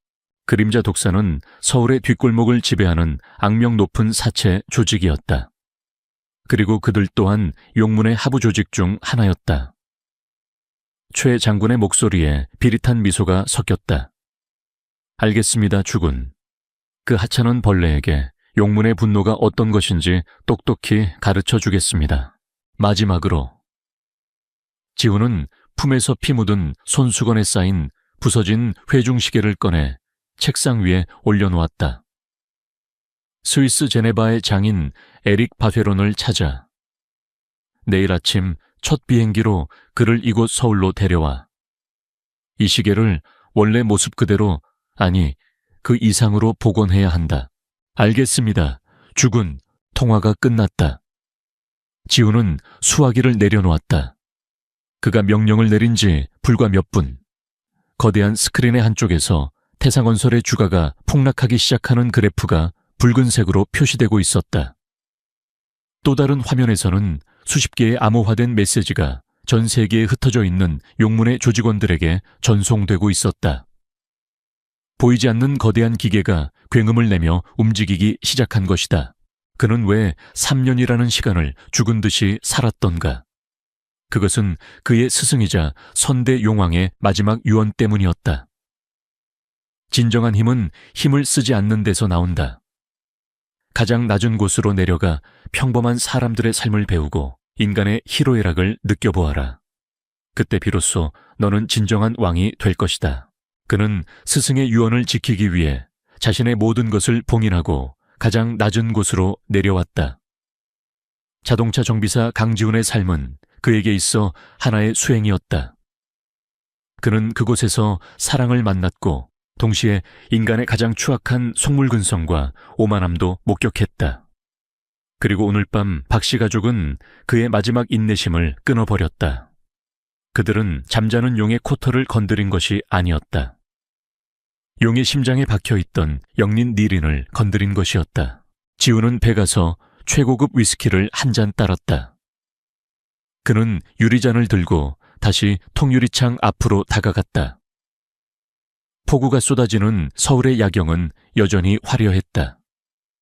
하지만 이제 그 풍경은 지훈에게 다르게 보였다. 저 반짝이는 불빛 아래 수많은 인간들이 울고 웃고 사랑하고 배신하며 살아가고 있었다. 그리고 이제 그는 그 모든 것을 조율하는 지휘자가 될 터였다. 창문에 비친 그의 모습 위로 거대한 용의 형상이 어른거리는 듯했다. 더 이상 굴욕에 찬 사위는 없었다. 오직 냉혹한 복수를 예고하는 제왕 용왕만이 서 있을 뿐이었다. 그의 손에 들린 위스키 잔이 부서진 회중시계처럼 박씨 가족의 운명에 대한 사형 선고서처럼 보였다. 아침이 오면 세상은 모든 것이 바뀌어 있을 것이다. 다음 날 아침 박씨 가족의 저택에는 어젯밤의 폭풍우가 거짓말이었다는 듯이 화창한 햇살이 내리쬐고 있었다. 식탁에는 호텔 조식 뷔페가 부럽지 않을 만큼 호화로운 아침 식사가 차려져 있었다. 어젯밤 강지훈을 내쫓은 후 가족의 분위기는 눈에 띄게 밝아져 있었다. 마치 집안의 해충을 박멸한 듯한 후련함이 감돌았다. 아, 속이다, 시원하네. 그놈이 없으니 집안 공기부터가 달라. 최은희 여사가 우아하게 오렌지 주스를 마시며 말했다. 그녀는 어젯밤의 통쾌함을 감추지 못했다. 진작에 이렇게 했어야 했는데. 민서야, 이제 너도 그 거지 같은 놈은 잊어버리고 엄마가 주선해주는 좋은 남자들 좀 만나봐. 검사나 의사 정도는 돼야 우리 집안에 어울리지 않겠니? 박민서는 억지로 입꼬리를 올렸지만 눈은 웃고 있지 않았다. 그녀의 마음 한구석에는 여전히 불편함과 죄책감이 남아있었다. 하지만 가족들의 강압적인 분위기 속에서 그녀는 아무 말도 할 수 없었다. 아들 박진우는 개걸스럽게 음식을 입에 밀어 넣으며 비아냥거렸다. 그 자식 지금쯤 비 맞은 생쥐꼴로 정비소 구석에 처박혀 있겠지. 꼴 좋다. 감히 우리 집안을 넘봐.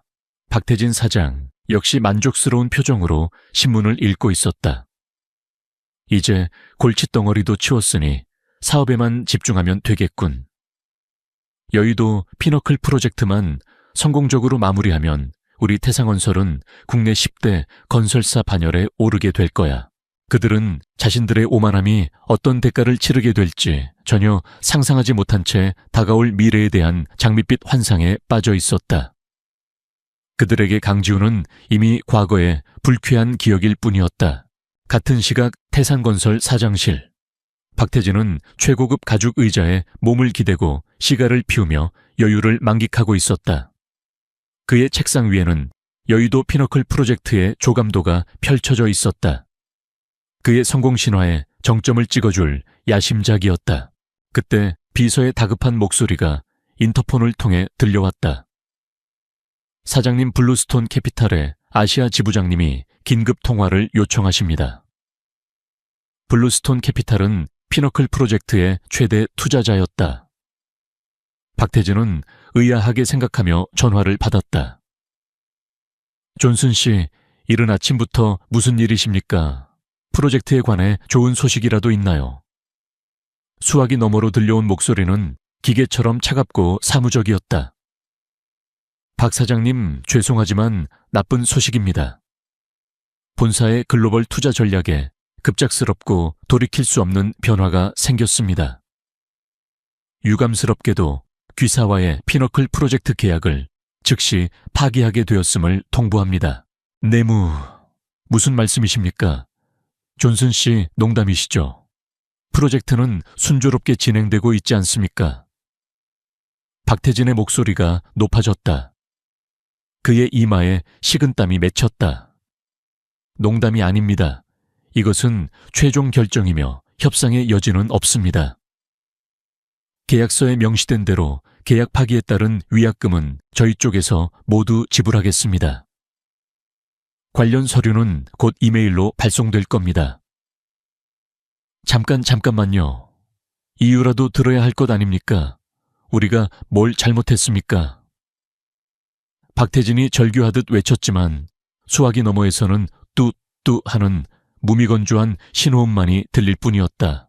전화가 끊긴 후에도 박태진은 한동안 멍하니 수화기를 들고 있었다. 믿을 수 없는 현실이었다. 회사의 명운이 걸린 프로젝트가 아무런 이유도 없이 하루아침에 공중분해 되어버린 것이다.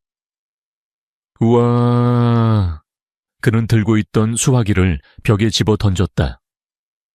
최고급 원목 책상을 주먹으로 내리치고 서류를 찢어 발겼다. 그의 성공 가도에 갑자기 거대한 절벽이 나타난 것이다. 한편 박진우는 강남의 한 명품 시계 매장에서 거들먹거리고 있었다. 이봐 이거, 지난번에 봐뒀던 거 포장해줘. 그가 가리킨 것은 수천만 원을 호가하는 금장 시계였다. 어차피 아버지 회사 돈으로 사는 것이었기에 그는 가격표를 보지도 않았다. 하지만 점원이 그의 카드를 받아들고 잠시 후 곤란한 표정으로 돌아왔다. 손님 죄송하지만 카드 한도 초과라고 나옵니다. 뭐 한도 초과? 내 카드가 너 지금 나 무시하는 거야. 박진우는 길길이 날뛰며 소란을 피웠다. 그는 다른 카드 몇 개를 더 내밀었지만 결과는 모두 똑같았다. 망신을 당한 그는 얼굴이 시뻘개져서 매장을 뛰쳐나왔다. 그가 분을 사귀지 못하고 길가에 서서 담배를 피우고 있을 때였다. 끼익 하는 날카로운 마찰음과 함께 검은색 세단 여러 대가 그의 앞뒤를 막아섰다. 차문이 열리고 검은 양복을 입은 험상궂은 남자들이 내렸다. 그들의 모습은 평범한 깡패들과는 차원이 달랐다. 잘 훈련된 포식자의 살기가 느껴졌다. 그들 중 우두머리로 보이는 남자가 박진우에게 다가와 차갑게 말했다. 박진우 씨, 맞으시죠? 그림자 독사에서 왔습니다. 박진우의 얼굴이 하얗게 질렸다. 그는 도박으로 거액의 돈을 빌렸지만 갚을 생각을 하지 않고 버티고 있었다. 내가 알아서 갚는다고 했잖아. 기한이 지났습니다. 그리고 오늘부로 당신의 채권은 저희가 양도받았습니다. 이제 저희와 이야기하셔야 합니다. 남자는 손짓했다. 양복 사내들이 일제히 박진우에게 달려들었다. 아, 이거 놔. 우리 아버지가 누군지 알아. 박진우는 비명을 지르며 발버둥 쳤지만 소용없었다. 그는 힘없이 차에 질질 끌려 들어갔다.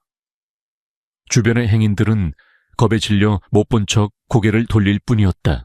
같은 시각 최은희 여사는 청담동의 한 고급 레스토랑에서 사모님들과 브런치를 즐기고 있었다. 그녀는 어김없이 딸을 그 거지 같은 사위에게서 해방시켰다며 자랑을 늘어놓고 있었다. 이제 우리 민서도 좋은 집안으로 시집 보낼 일만 남았어요. 호호호. 그녀가 계산을 하기 위해 카드를 내밀었을 때 박진우와 똑같은 상황이 벌어졌다. 모든 카드가 정지된 것이었다. 당황한 그녀의 귀에 주변 사모님들의 수군거리는 소리가 들려왔다. 어머, 저기 좀 봐. 방금 뉴스 속보 떴어. 태상건설 여의도 프로젝트 무산됐대. 어머나, 정말 그것만 믿고 주식 산 사람들 다 망했겠네. 아까부터 전화가 불티나더니 박진우 씨가 길거리에서 사채업자들한테 끌려갔다는 소문도 돌던데. 저 집안 무슨 일 있는 거 아니야. 모든 시선이 최은희에게 쏠렸다. 동정과 비웃음이 섞인 눈빛. 그녀가 평생 남들에게 던졌던 바로 그 시선이었다. 최은희는 얼굴이 화끈거려 견딜 수가 없었다. 그녀는 결국 친구에게 돈을 빌려 계산을 하고는 도망치듯 싼 레스토랑을 빠져나왔다. 그날 저녁 박씨 가족의 저택은 초상집 같은 분위기에 휩싸였다. 박태진은 넋이 나간 사람처럼 소파에 앉아 있었고 최은희는 히스테리를 부리며 울부짖고 있었다. 이게 다 무슨 일이란 말이야. 회사도 망하고 당신 체면도 망하고 이제 나보고 어떻게 살라고. 시끄러워. 지금 누구 때문에 이 사단이 났는데. 그때 현관문이 열리고 박진우가 비틀거리며 들어왔다. 그의 얼굴은 엉망으로 얻어맞아 퉁퉁 부어 있었고 값비싼 옷은 갈기갈기 찢겨 있었다.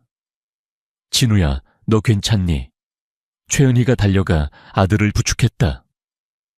박진우는 공포에 질린 목소리로 말했다.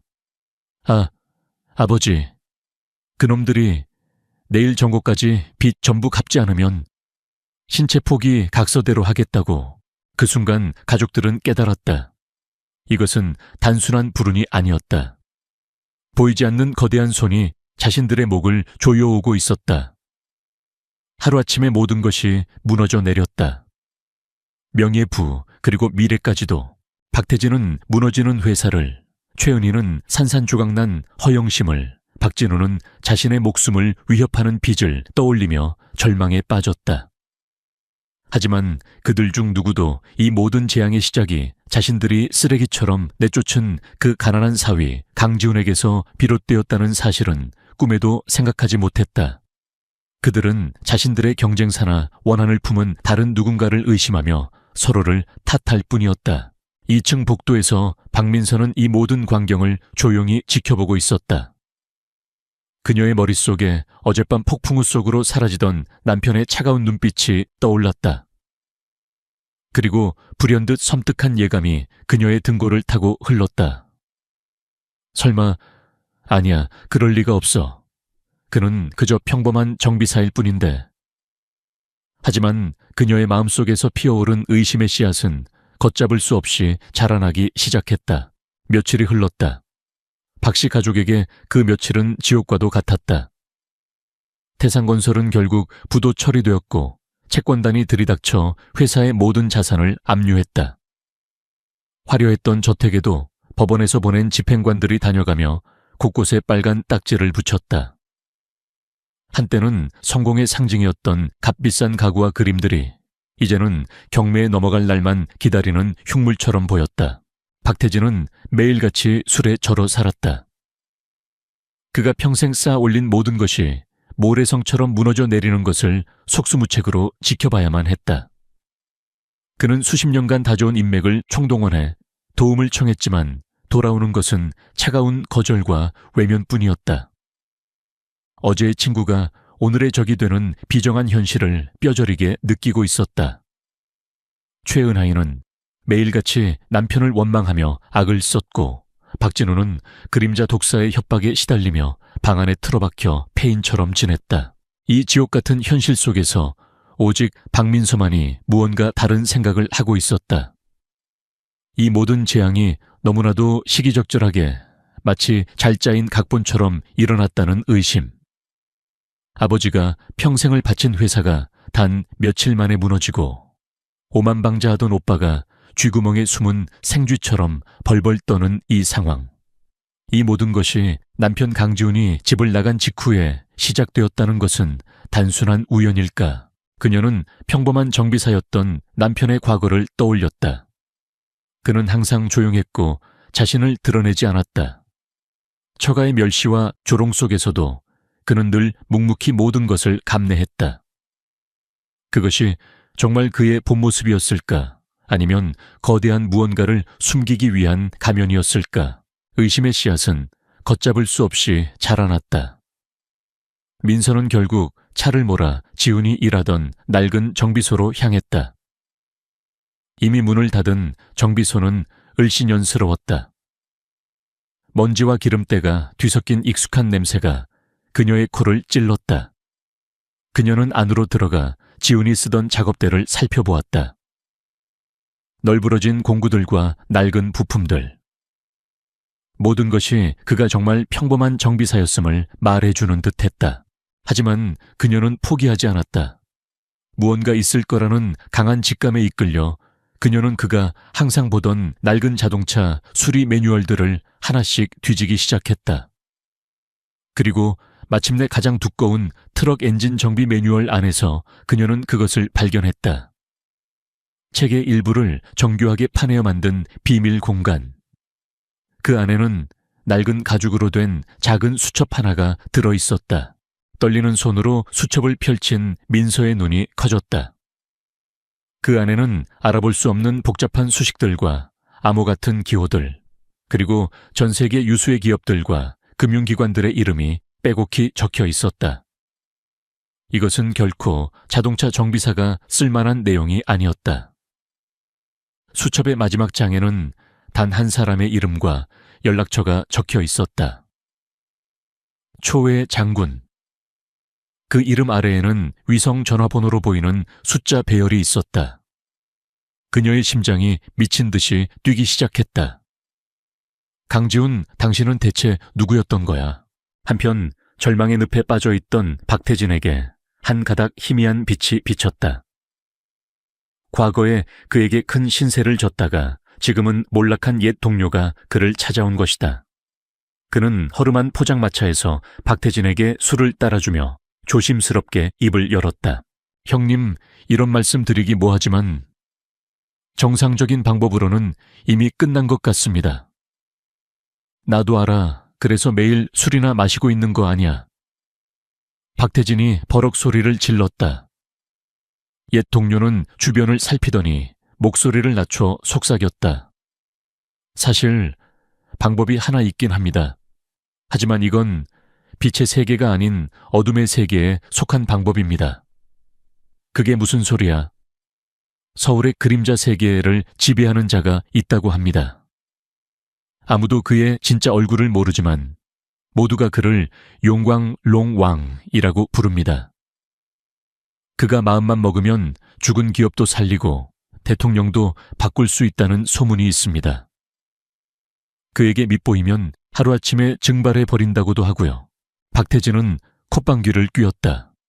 무슨 전설 따라 삼천리 같은 소리야. 나이 먹고 그런 허황된 이야기를 믿나.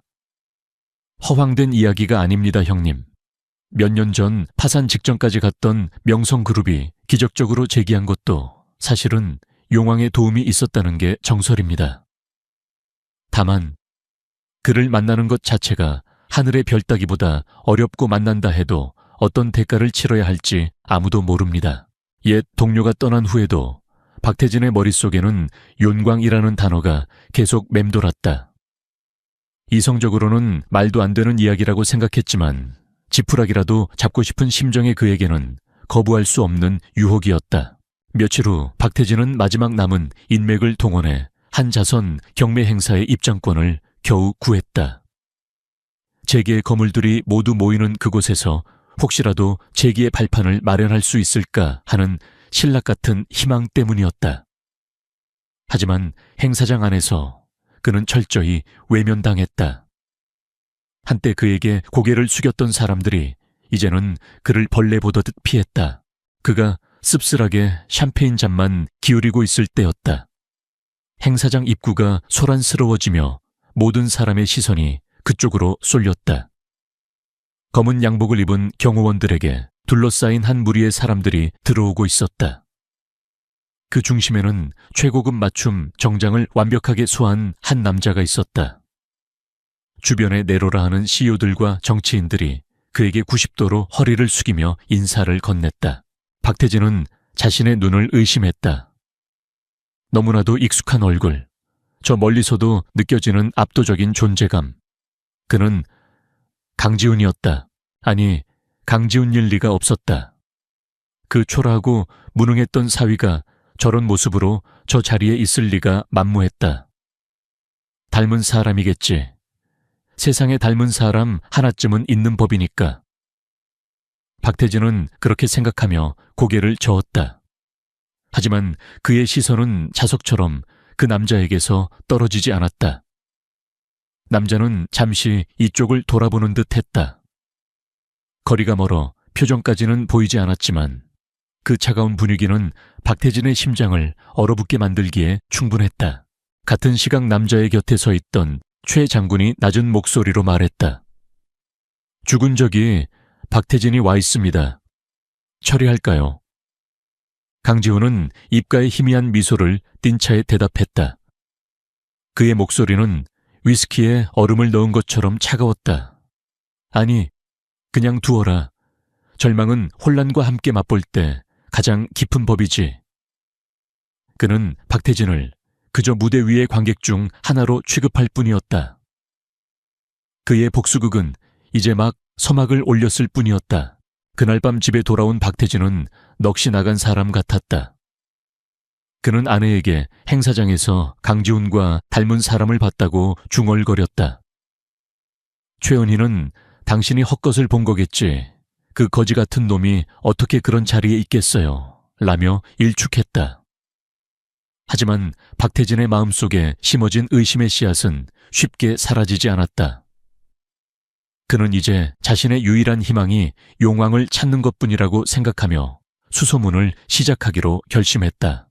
한편 자신의 방에서 민서는 아버지가 주워온 용왕이라는 이름의 전단지를 멍하니 바라보고 있었다. 그리고 그녀의 손에는 정비소에서 가져온 낡은 가죽 수첩이 들려 있었다.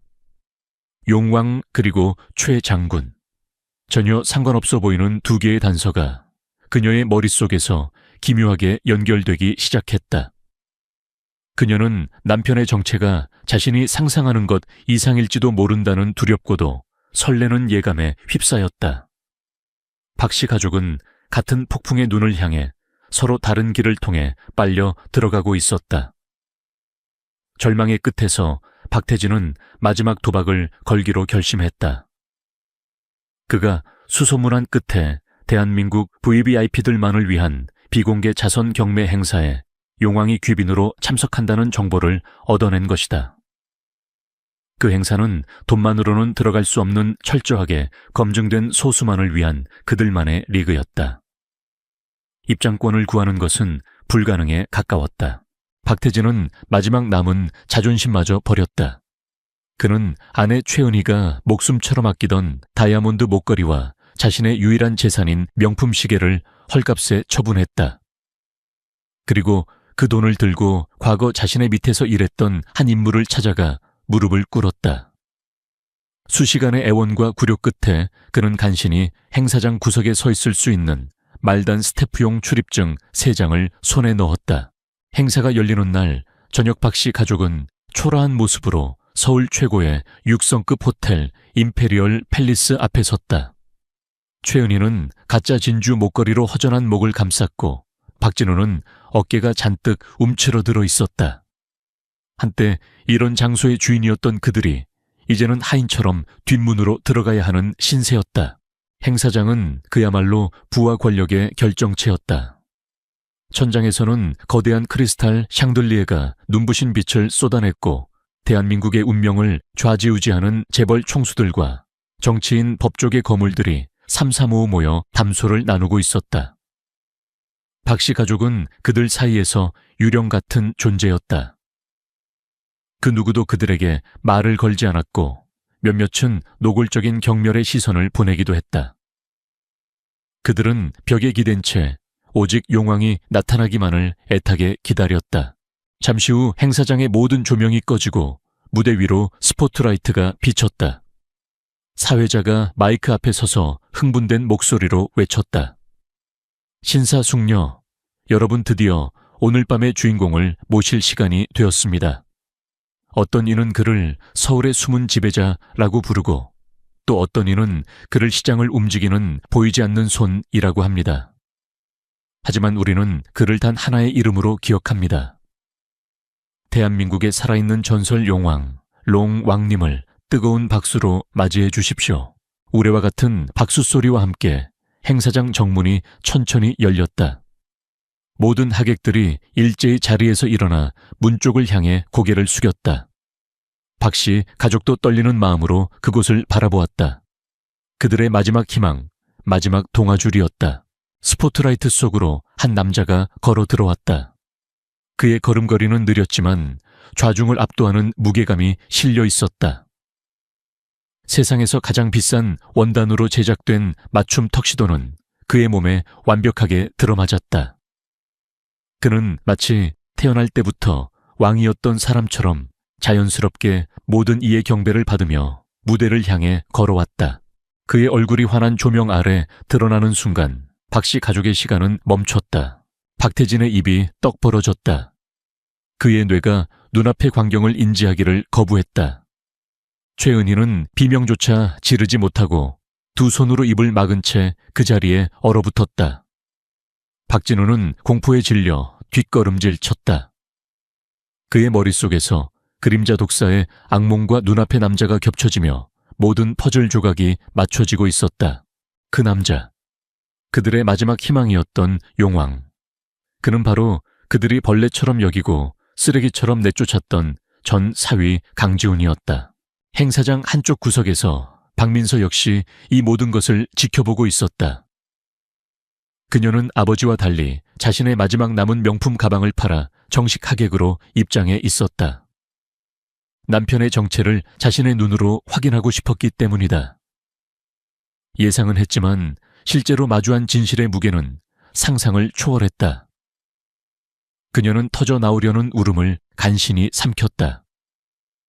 저 남자가, 저렇게 수많은 거물들의 경배를 받는 저 남자가 지난 3년간 자신의 곁에서 묵묵히 기름때를 묻히던 그 사람이란 말인가. 강지훈은 무대 중앙에 섰다. 우레와 같던 박수 소리가 거짓말처럼 멎고 거대한 홀에는 숨막히는 정적이 흘렀다. 그는 차가운 눈으로 객석을 천천히 훑었다. 그의 시선이 박씨 가족이 서 있는 구석에 잠시 머물렀다. 그들은 마치 사형 선고를 기다리는 죄수처럼 벌벌 떨고 있었다. 강지훈이 마이크를 잡았다. 그의 목소리는 나지막했지만 최첨단 음향 시스템을 통해 행사장 구석구석으로 명확하게 퍼져나갔다. 안녕하십니까. 오늘 밤 이 자리에 함께해 주셔서 감사합니다. 그는 잠시 말을 멈추고 박씨 가족을 향해 시선을 고정했다. 많은 분들이 저를 용왕이라는 이름으로 알고 계십니다. 하지만 저는 지난 3년간 다른 이름으로 살았습니다. 바로 강지훈이라는 이름으로. 객석이 술렁이기 시작했다. 강지훈은 아랑곳하지 않고 말을 이었다. 저는 3년 전 한 여자를 사랑해서 결혼했습니다. 그리고 그녀의 집에서 처가살이를 시작했습니다. 그 집의 가장은 태산건설의 박태진 사장이었고 그의 아내는 최은희 여사, 그리고 아들은 박진우였습니다. 강지훈이 이름을 하나하나 호명할 때마다 박씨 가족은 온몸이 칼에 베이는 듯한 고통을 느꼈다. 모든 하객들의 시선이 경악과 흥미로 빛나며 그들에게로 향했다. 그들은 저를 사위로 맞았지만 단 한 번도 저를 가족으로 대한 적이 없습니다. 그들에게 저는 가난한 자동차 정비사 집안의 수치 언제든 내쫓아도 되는 하찮은 존재일 뿐이었습니다. 그들은 제 면전에 대고 거지라고 불렀고 손님들 앞에서는 저를 하인처럼 부렸습니다. 그의 목소리는 담담했지만 그 안에 담긴 분노는 서늘한 칼날이 되어 모든 이의 심장을 찔렀다. 그리고 얼마 전 박태진 사장의 황합잔치가 있었습니다. 저는 지난 6개월간 전국을 뒤져 그가 젊은 시절 잃어버렸던 아버지의 유품인 낡은 회중시계를 찾아냈습니다. 그리고 한 달 내내 밤을 새워 제 손으로 직접 수리해서 선물했습니다. 하지만 그들은 어떻게 했을까요? 강지훈은 품에서 부서진 회중시계를 꺼내 보였다. 그의 아들 박진우는 이 시계를 고물상에서 주워온 쓰레기라며 바닥에 내동댕이 쳤습니다. 그리고 그들은 제게 위자료라며 돈 봉투를 던져주며 딸의 인생에서 사라지라고 했습니다. 그의 이야기에 객석은 완전히 얼어붙었다. 아무도 감히 소리를 내지 못했다. 강지훈은 차가운 미소를 지으며 말을 맺었다. 그들은 제가 가난하다는 이유로 저를 내쫓았습니다. 하지만 그들은 자신들이 쫓아낸 것이 가난한 사위가 아니라 자신들의 유일한 구원줄이었다는 사실을 몰랐습니다. 그는 박태진을 똑바로 바라보며 선언했다. 박태진 사장, 당신은 용왕을 만나고 싶어 했지. 소원대로 당신 앞에 서 있어. 당신의 그 오만함과 어리석음의 대가를 치를 시간이야. 그는 사회자를 향해 고개를 까딱했다. 오늘 자선경매의 첫 번째 물품을 공개합니다. 오만과 탐욕으로 모든 것을 잃은 이들을 위한 기부금 마련을 위해 방금 전 최종 부도 처리된 태산건설의 모든 자산 포트폴리오를 경매에 붙이겠습니다. 시작가는 단돈 1원입니다. 그 말이 끝나는 순간 박태진은 다리에 힘이 풀려 그대로 바닥에 주저앉았다. 최은희는 결국 실신했고 박진우는 거품을 물고 쓰러졌다. 그들이 평생을 바쳐 이룩하고 자랑스러워했던 모든 것이 그들이 가장 경멸했던 한 남자의 손에 의해 단돈 1원의 가치로 전락하여 공개적으로 처형당하고 있었다. 행사장의 모든 조명이 무대 위에 강지훈을 비추고 있었다. 그는 부서진 가족을 차갑게 내려다보고 있었다. 그의 얼굴에는 어떤 동정심도 연민도 없었다. 오직 얼음장 같은 심판자의 표정만이 존재할 뿐이었다. 복수는 시작되었고 심판은 내려졌다. 자선 경매 행사가 끝난 밤, 박씨 가족의 몰락은 단순한 소문이 아닌 대한민국 전체에 생중계된 공개 처형이었다. 호텔을 빠져나오는 그들 앞에 익명의 제보를 받고 몰려든 수십 명의 기자들이 진을 치고 있었다. 카메라 플래시가 쉴 새 없이 터졌고 질문들이 칼날처럼 쏟아졌다. 박태진 사장님, 태산건설의 자산이 1원에 낙찰된 것에 대해 한 말씀 해주시죠. 사위였던 강지훈 씨가 용왕이라는 사실을 정말 모르셨습니까? 박진우 씨 사채빚 때문에 신체 포기 각서까지 썼다는 게 사실입니까? 박태진은 넋이 나간 사람처럼 허공만 바라봤고 최은희는 기자들을 향해 악을 쓰다 실신 직전에 이르렀다. 박진우는 공포에 질려 아버지 뒤에 숨기 바빴다. 한때는 대한민국 상류층의 상징이었던 그들은 이제 한낱 웃음거리이자 조롱의 대상으로 전락해버렸다. 경호원들에게 밀려 겨우 채에 올라탄 그들은 더 이상 자신들의 집이 아닌 차 앞 딱지가 붙은 저택으로 돌아왔다. 그날 이후 저택은 살아있는 무덤이 되었다. 박태진은 매일같이 값싼 소주병을 끼고 살았다.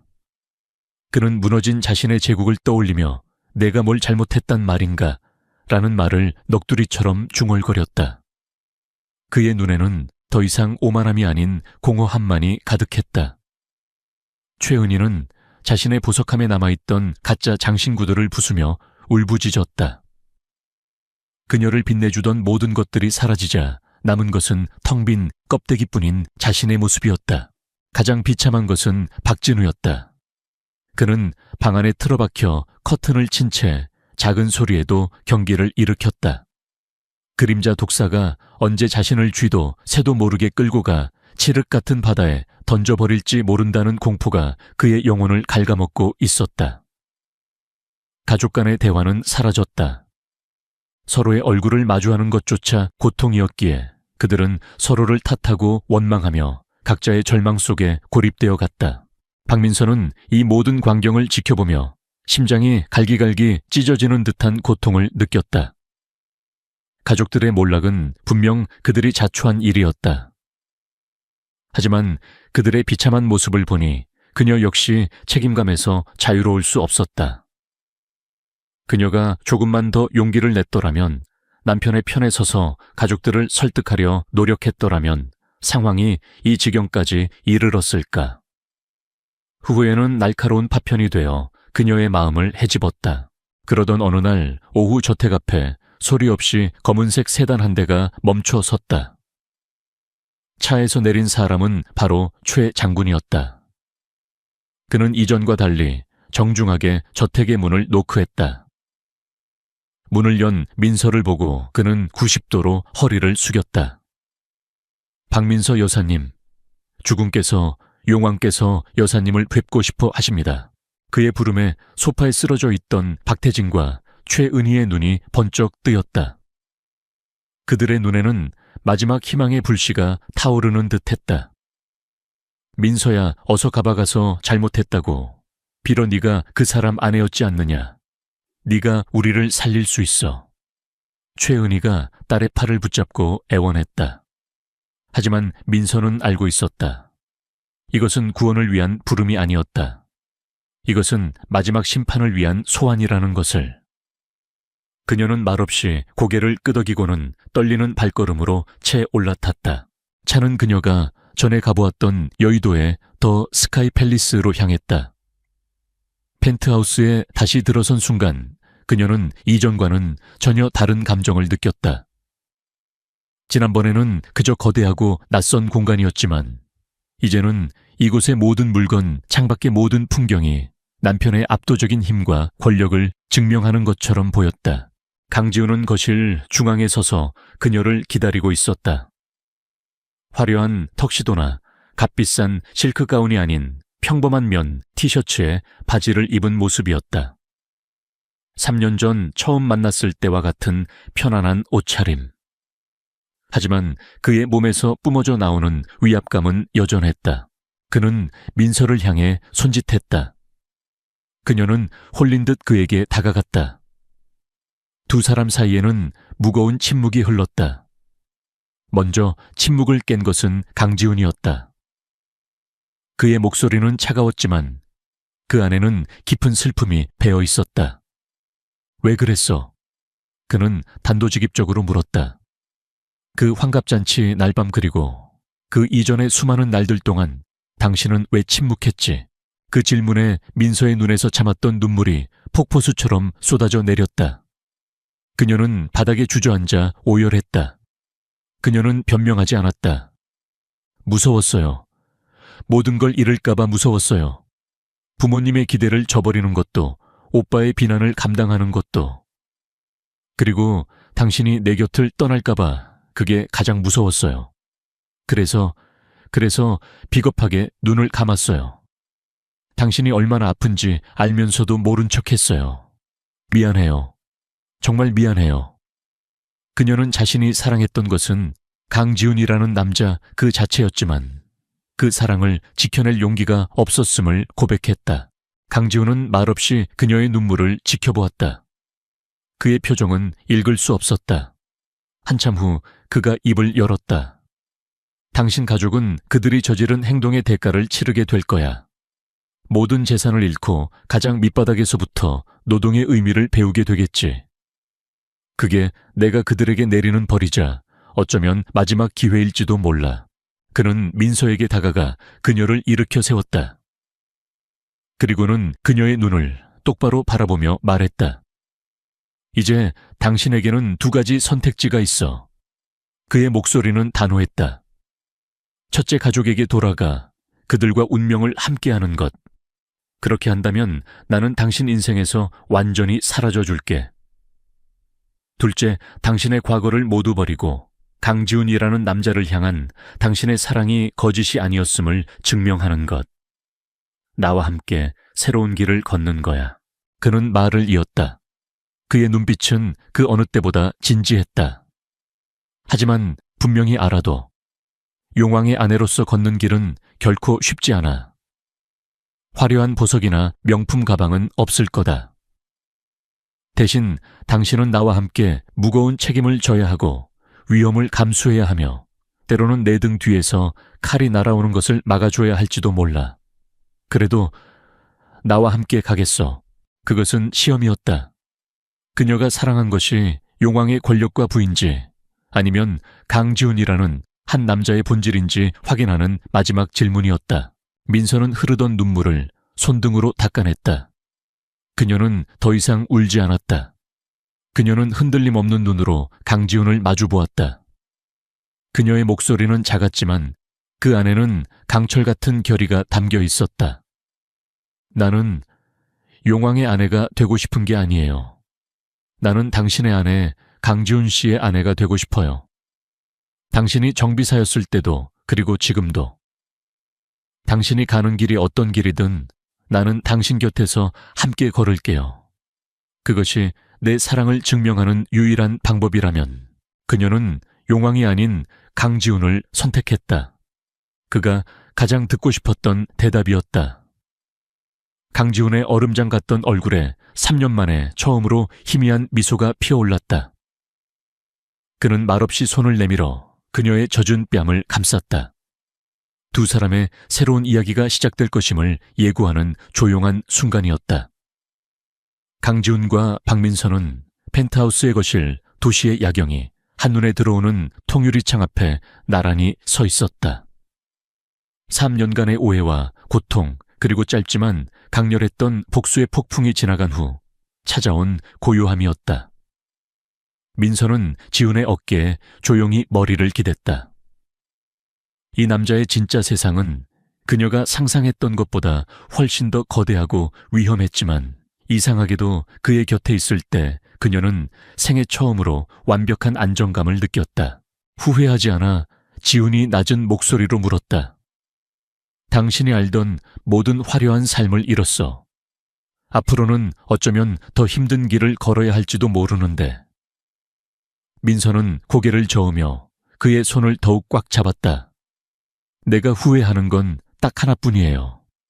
당신이 혼자서 아파하는 동안 내가 당신 곁을 지켜주지 못했던 거. 이제 다시는 그런 실수 안 할 거예요. 그들의 평화로운 순간은 최 장군의 다급한 등장으로 깨졌다. 그는 서재 문을 열고 들어와 지훈에게 깊이 고개를 숙였다. 그의 얼굴에는 긴장감이 역력했다. 죽은 죄송합니다만 긴급 보고입니다. 흑귀, 헤이 셰이구이. 놈들이 움직이기 시작했습니다. 흑귀. 그 이름이 나오자 강지훈의 눈빛이 순식간에 날카롭게 변했다. 펜트하우스 안의 공기가 얼어붙는 듯했다. 흑귀는 용문과 오랫동안 대적해온 숙적 북쪽 대륙에 기반을 둔 거대한 범죄 조직이었다. 그리고 그 수장인 제갈성 주거청 한지훈이 유일하게 라이벌로 인정하는 교활하고 잔인하기로 이름난 자였다. 3년 전 지훈이 모든 것을 버리고 잠적해야만 했던 이유가 바로 흑귀와의 마지막 결전 때문이었다. 당시 용문은 승리했지만 지훈 역시 큰 부상을 입었고 조직은 재정비할 시간이 필요했다. 그는 자신의 죽음을 위장하여 적들을 속이고 평범한 정비사로 살아가며 힘을 회복하고 있었던 것이다. 박민서를 만난 것은 계획에 없던 일이었지만 그녀를 지키기 위해서라도 그는 자신의 정체를 더욱 철저히 숨겨야만 했다. 하지만 이제 그가 돌아왔다는 소식이 결국 적의 귀에까지 들어간 것이다. 제갈성 그놈 내가 돌아온 것을 나약함의 증거라고 판단한 모양이군. 지훈이 차갑게 말했다. 내 죽은 저희 정보망에 따르면 흑귀의 핵심 전력들이 비밀리에 국내로 잠입하고 있으며 용문의 주요 사업체들에 대한 동시다발적인 공격을 준비하고 있다고 합니다. 최 장군의 보고에 민서의 얼굴이 하얗게 질렸다. 그러나 지훈은 놀라울 정도로 침착했다. 오히려 그의 눈에는 기다렸다는 듯한 불꽃이 타오르고 있었다. 잘 됐군. 숨어있는 쥐들을 일일이 찾아다닐 필요가 없어졌으니. 그는 서재의 거대한 스크린 앞에 섰다. 그리고는 마치 교향곡을 지휘하듯 짧고 정확한 명령들을 내리기 시작했다. 최 장군 청룡 부대는 흑귀놈들의 자금줄인 블랙터틀 파이낸스의 전산망을 파괴해라. 단 1원도 빠져나가지 못하게 막아. 백호 부대는 잠입한 놈들의 은신처를 모두 파악해서 포위망을 구축해. 단 한 놈도 살아서 빠져나가지 못하게.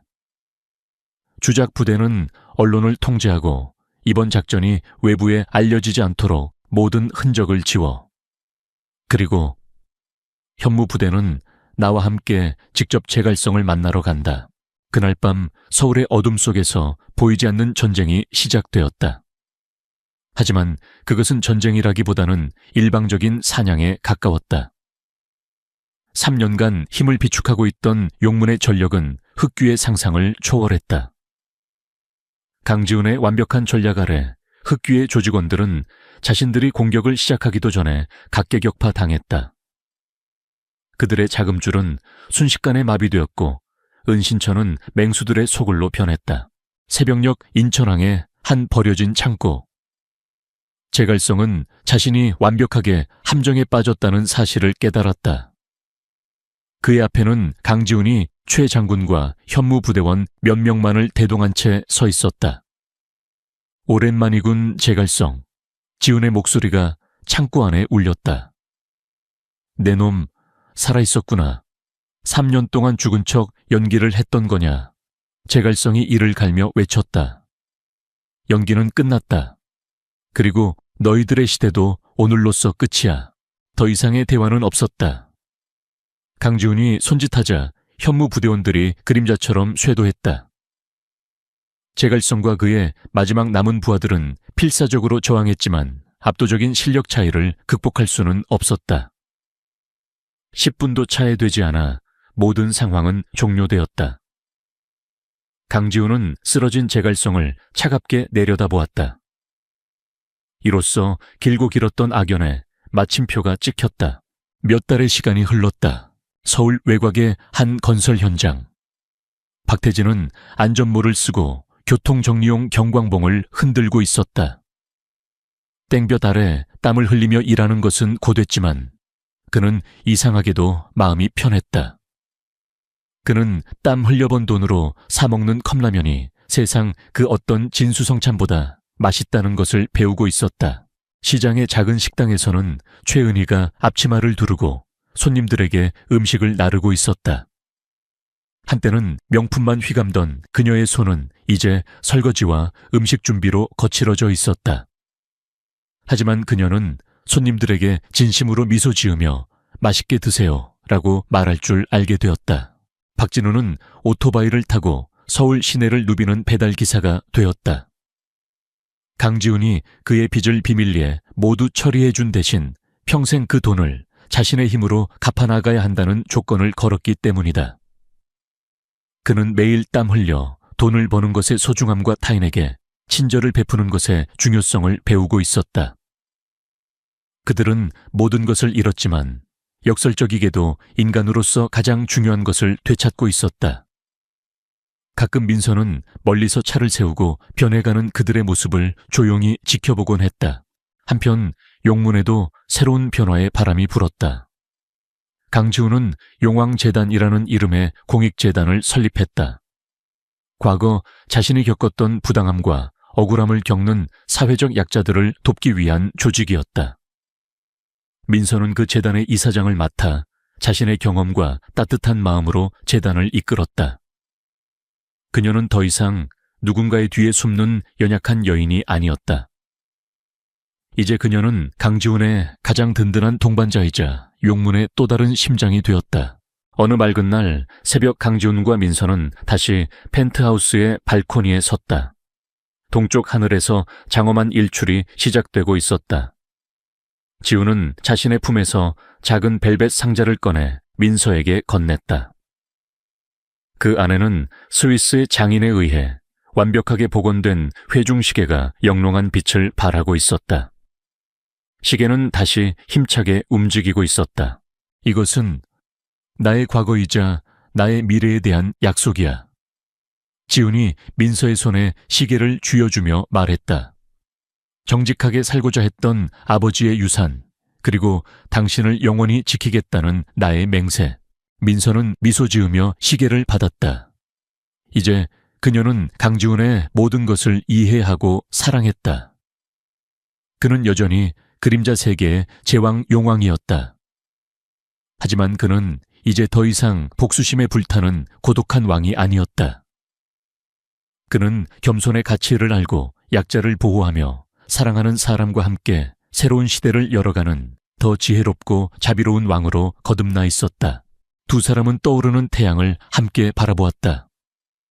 그 태양은 비단 서울뿐만 아니라 그들의 새로운 삶을 비추는 희망의 빛이었다. 용왕의 진정한 새벽이 밝아오고 있었다.